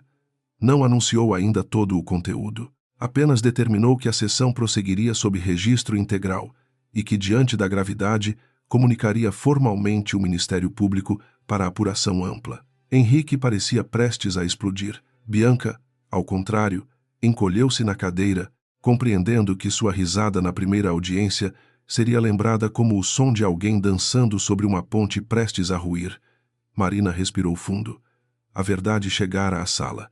Agora teria de sobreviver ao impacto. A sala de audiência nunca parecera tão pequena. Elias Valença estava sentado diante do juiz, com a pasta gasta ainda aberta sobre a mesa, enquanto Henrique permanecia imóvel, rígido como alguém que tentava impedir o próprio corpo de revelar pânico. Bianca olhava para a porta lateral, talvez calculando a distância até a fuga simbólica, pois sair dali fisicamente não apagaria o fato de que seu nome já se misturava aos documentos. Marina sentia o coração bater em ritmo doloroso, mas não desviava os olhos. Havia esperado por aquele momento sem desejá-lo, porque algumas verdades libertam e ferem ao mesmo tempo. Augusto Meireles pediu que Elias explicasse, em ordem cronológica, a origem dos documentos confiados por Beatriz Valença. O velho respirou devagar. Contou que, quando Lia e Lucas nasceram, Beatriz já desconfiava das manobras financeiras do filho. Sabia que Henrique tratava a empresa como extensão de seu ego e que Bianca, recém-aproximada, incentivava gastos, contratos obscuros e disputas de imagem. Por isso, antes de morrer, Beatriz formalizou mecanismos de proteção para bens que deveriam beneficiar os netos, impedindo que Henrique os vendesse ou usasse como garantia sem controle judicial. Henrique interrompeu, dizendo que aquilo era invenção de um parente ressentido. O juiz o advertiu com firmeza. Elias não elevou a voz. Disse que Henrique sempre chamava de ressentida qualquer pessoa que recusasse obediência. Depois apresentou cópias de registros de imóveis, declarações cartorárias e correspondências entre Beatriz e um tabelião aposentado. Marina viu Álvaro inclinar-se sobre os papéis com expressão sombria. O advogado era experiente o bastante para distinguir boato de documentação consistente. Bianca também percebeu a mudança nele, e essa percepção a deixou mais assustada que a fala de Elias. Augusto examinou a carta de Beatriz em silêncio. Não leu tudo em voz alta para preservar a intimidade familiar, mas resumiu seu teor. Beatriz declarava que parte de suas cotas e 2 imóveis deveriam ser preservados para os netos, sob fiscalização, e que Marina Duarte era reconhecida por ela como pessoa de confiança por ter salvado a empresa de perdas graves e por demonstrar compromisso real com as crianças. A sala inteira escutou o nome de Marina de um modo novo. Não como ré moral, não como mãe miserável, mas como guardiã improvável de uma herança escondida. Bianca apertou o braço da cadeira. A palavra herança reorganizou seu medo. Até então, ela pensava em escândalo, reputação, talvez contratos perdidos. Agora compreendia que Henrique tentara chegar aos filhos para chegar ao patrimônio. E se isso fosse provado, sua própria participação nos documentos falsos ganharia intenção mais grave. Quis olhar para Henrique em busca de proteção, mas encontrou apenas raiva. Ele já não a via como parceira, via-a como risco. Bianca, que entrara no fórum rindo da roupa velha de Marina, finalmente começou a entender o preço do desprezo. Rafael pediu autorização para relacionar os documentos de Elias aos elementos já juntados por Marina. O juiz permitiu. O advogado abriu uma sequência de extratos e comprovantes, mostrou transferências feitas por empresas ligadas a Bianca, pagamentos a uma consultoria sem serviço comprovado, repasses próximos às datas em que relatórios contra Marina foram produzidos e tentativas de alterar registros de cotas familiares. Cada dado isolado poderia parecer coincidência. Em conjunto, formavam um mapa. Marina conhecia aquele mapa porque o construíra em noites de cansaço, enquanto os filhos dormiam sobre colchões simples. Álvaro tentou sustentar que nada daquilo provava incapacidade de Henrique como pai. Augusto perguntou se um pai que ocultava patrimônio dos próprios filhos para assumir controle sobre eles não deveria, ao menos, ser investigado antes de receber guarda. O advogado ficou em silêncio por um segundo fatal. Henrique levantou-se, incapaz de conter-se, e declarou que tudo pertencia à família Valença, não a uma mulher que entrara naquela casa sem nada. A frase saiu carregada de desprezo social, e a própria sala pareceu recuar.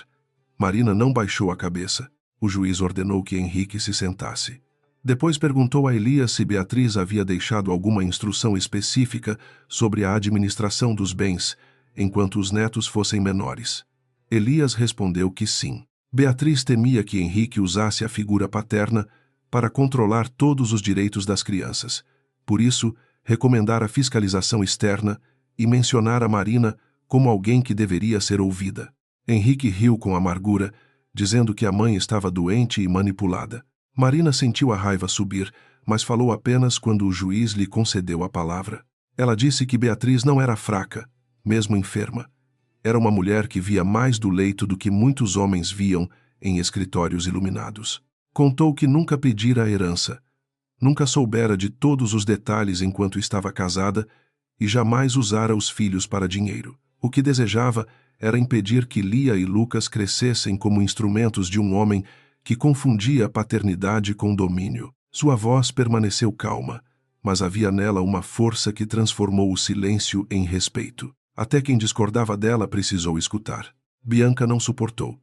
Levantou-se antes de ser chamada, dizendo que Marina sempre invejara sua posição e agora inventava uma farsa para se vingar. Augusto a advertiu, mas ela continuou, voz mais aguda, afirmando que Henrique era um pai melhor porque podia dar tudo às crianças. Marina olhou para ela com tristeza. Disse que dar tudo não significava comprar tudo. Bianca riu, desesperada, e perguntou se amor costurava futuro. Marina respondeu que amor sozinho não bastava, mas sem amor todo futuro comprado virava prisão. A frase cortou a sala com suavidade. Rafael, então, pediu a reprodução do trecho final do áudio, aquele que fora preservado para o momento em que o interesse patrimonial estivesse demonstrado. Álvaro protestou. Bianca quase gritou. Henrique ficou branco. O juiz autorizou o trecho, com registro integral e posterior perícia. A voz de Bianca surgiu novamente, vinda da caixa de som. agora sem a máscara de contexto. Ela dizia que, se Henrique conseguisse a guarda, Marina perderia acesso às crianças e eles teriam caminho livre para resolver a questão dos bens antes que alguém fizesse perguntas demais. O áudio continuou por poucos segundos, suficientes para destruir qualquer interpretação inocente. A voz de Henrique apareceu ao fundo, baixa, dizendo que Marina não entenderia o jogo até ser tarde demais. O som foi pausado. Ninguém se moveu. O rosto de Álvaro perdeu a postura profissional por um instante, como se ele próprio calculasse a distância entre defesa técnica e cumplicidade moral. Bianca levou a mão à boca. Henrique encarou Marina com ódio aberto, mas o ódio dele já não dominava a sala. Era apenas confissão emocional de quem fora alcançado. Augusto Meireles falou devagar.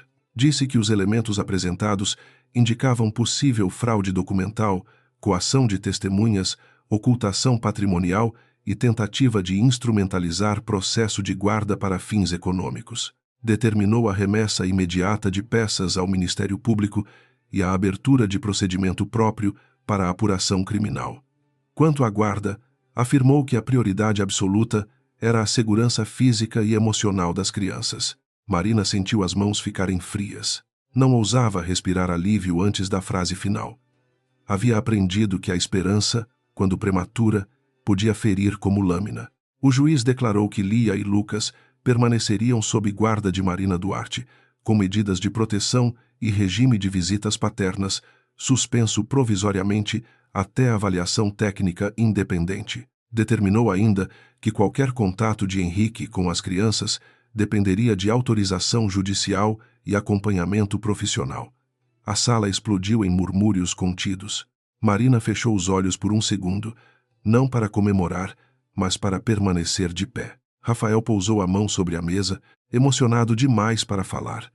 Dona Celeste, que escutava do corredor autorizado, levou o lenço aos olhos. Henrique levantou-se de novo, desta vez sem medir consequências. Disse que o juiz se arrependeria, que Marina estava destruindo a família, que ninguém tiraria dele o que era seu. Augusto bateu o martelo com força suficiente para encerrar o surto. 2 oficiais se aproximaram. O juiz advertiu Henrique de que ameaças em audiência seriam registradas. A palavra seu pairou sobre todos. Marina a ouviu como síntese de anos. Para Henrique, filhos, esposa, empresa, mãe, empregados e documentos sempre foram variações de posse. Agora, a lei lhe dizia não. Bianca, percebendo que Henrique afundava, tentou separar-se dele diante de todos.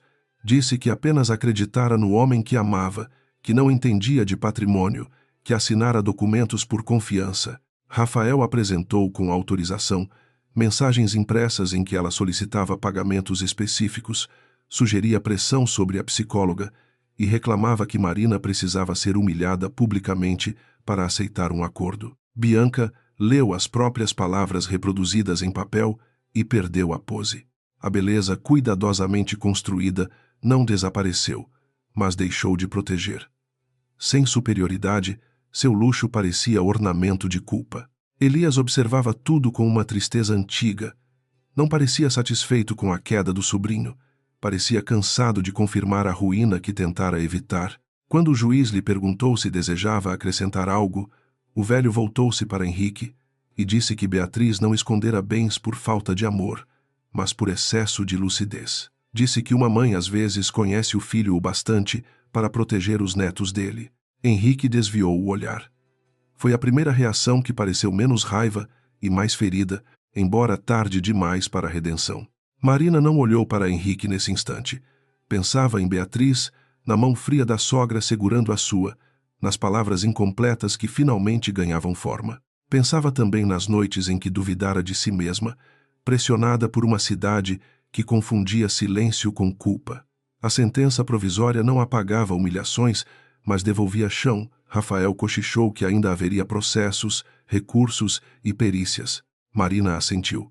Sabia que justiça raramente era uma porta única, era corredor comprido. Mas, naquele dia, as crianças não seriam arrancadas de seus braços. Quando a audiência terminou, Augusto determinou cautela na saída das partes. Henrique foi orientado a permanecer alguns minutos na sala com seu advogado. Bianca tentou sair sozinha, mas jornalistas esperavam no corredor, e sua confiança não resistiu às perguntas. Marina não deu entrevista. Passou por eles com Lia e Lucas, que haviam sido trazidos por Dona Celeste após a decisão. Lucas correu para ela e se pendurou em seu pescoço. Lia perguntou se podiam ir para casa. Marina respondeu que sim, e dessa vez a palavra casa não pareceu provisória. No alto da escadaria, a chuva caía fina, desenhando linhas prateadas diante do fórum. Marina vestiu em Lucas um casaco pequeno, ajeitou a manta de Lia e percebeu que muitas pessoas a observavam. Alguns olhares traziam culpa, outros admiração tardia. Ela não precisava de nenhum deles para se sustentar. Ainda usava o vestido cinza, os sapatos gastos, a bolsa de pano, mas algo invisível mudara no modo como ocupava o espaço. A pobreza não havia sumido, o desprezo é que perdera a autoridade. Isso bastava para aquela manhã. Rafael aproximou-se com os olhos vermelhos e disse que a decisão era apenas o começo de outra etapa. Marina sorriu de leve. Disse que sabia, mas que algumas etapas começam com os filhos voltando para casa pela mão da mãe. Dona Celeste resmungou que precisavam sair da chuva antes que justiça desse gripe em todo o mundo. Lia riu, e o som atravessou Marina como uma bênção pequena.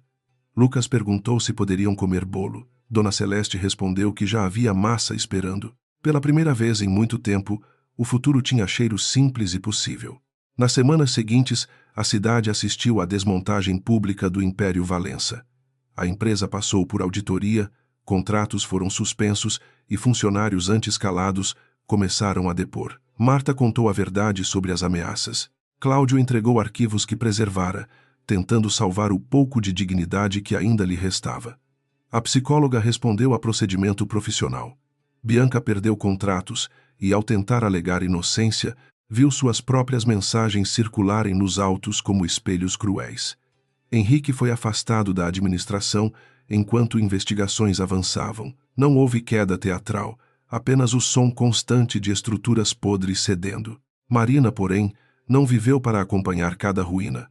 Comparecia quando necessário, assinava documentos, protegia os filhos e voltava para a rotina. Conseguiu, com ajuda judicial, acesso a recursos destinados diretamente ao bem-estar de Lia e Lucas, fiscalizados de modo transparente. Não se mudou para uma mansão. Escolheu primeiro um apartamento modesto, ensolarado, perto da escola e da casa de Dona Celeste. Comprou camas novas para as crianças, uma mesa para que desenhassem e uma estante onde colocou documentos importantes ao lado de livros infantis. Certa tarde, Elias visitou o apartamento levando uma caixa com objetos de Beatriz. Havia fotografias, um broche simples, cartas e um lenço cuidadosamente dobrado. Marina tocou o tecido com respeito, lembrando a insolência de Bianca ao usá-lo como enfeite. Agora o objeto retornava sem vaidade, como memória limpa. Elias pediu desculpas por não ter aparecido antes. Marina respondeu que cada pessoa enfrentava o medo com as forças que tinha. Ele olhou para Lia e Lucas brincando no chão e disse que Beatriz teria gostado de vê-los livres. A liberdade, Marina descobriu, não era barulhenta. Era acordar sem medo de uma notificação cruel. Era comprar pão, sem calcular cada centavo com desespero. Era ver Lucas dormir uma noite inteira, sem perguntar se seria levado. Era ouvir Lia convidar colegas para brincar, sem esconder vergonha do lugar onde morava. Era trabalhar novamente com seu próprio nome, pois Rafael a indicou para auditorias independentes, e aos poucos sua competência deixou de ser segredo doméstico. Marina não buscou aplausos, apenas aceitou ocupar o espaço que sempre fora seu. Meses depois, houve uma audiência de acompanhamento. Henrique apareceu abatido, sem a antiga armadura de arrogância. Pediu para ver os filhos, alegando arrependimento. Os profissionais recomendaram prudência, e Marina não interferiu além do necessário. Não queria ensinar Lia e Lucas a odiar o pai, mas também não permitiria que perdão fosse usado como atalho para a impunidade. Disse ao juiz que as crianças precisavam de verdade, tempo e segurança. Augusto concordou. Henrique ouviu em silêncio. Talvez aprendesse algo. Talvez não. Marina já não organizava a vida em torno da transformação dele. Bianca não voltou a encará-la. Mudou-se de Porto Claro antes do julgamento criminal avançar, tentando reconstruir imagem em outra cidade. Mas o mundo que ela chamava de seu revelou-se menor do que imaginava. Sem Henrique inteiro, sem contratos fáceis e sem a narrativa de mulher vitoriosa, restou-lhe a companhia amarga das escolhas que fizera. Marina soube disso por terceiros e não sentiu prazer. A queda de Bianca era consequência, não alimento. Havia sofrido demais nas mãos do desprezo para desejar tornar-se igual a ele. No aniversário de 5 anos dos gêmeos, Dona Celeste preparou bolo de cenoura com cobertura brilhante. Rafael chegou com livros embrulhados. Elias trouxe 2 pequenas bicicletas e Marina acendeu velas simples na mesa nova da sala. Lia fechou os olhos antes de soprar, concentrada em um desejo secreto. Lucas soprou antes da hora e todos riram. Marina observou a cena com uma gratidão quieta, quase dolorosa. Nada ali era perfeito. Ainda havia processos, memórias difíceis, perguntas que um dia as crianças fariam. Mas havia também risos sem medo, e isso era uma forma de justiça. Mais tarde, quando todos foram embora e os gêmeos adormeceram entre brinquedos espalhados, Marina ficou sozinha na varanda pequena. A cidade brilhava com luzes comuns, janelas de apartamentos, ônibus passando, vozes distantes. Ela pensou no corredor do fórum, no vestido velho, no riso de Bianca, no envelope aberto e no silêncio que tomou a sala quando a verdade se levantou. Durante muito tempo, acreditaram que sua pobreza era fraqueza. Não entenderam que a miséria mais perigosa não estava em suas roupas, mas na alma daqueles que tentaram comprar o destino de 2 crianças. Marina entrou, cobriu Lia e Lucas com cuidado e guardou o vestido cinza no fundo do armário. Não por vergonha, por memória. Um dia, talvez, contaria aos filhos que a mãe deles entrou em um tribunal vestindo aquilo que tinha, carregando aquilo que amava e protegendo aquilo que ninguém podia vender. Contaria que coragem não era a ausência de medo, mas a decisão de não entregar a verdade aos que riam dela. Apagou a luz devagar. Na casa tranquila, o futuro respirava entre 2 crianças adormecidas e uma mulher finalmente inteira.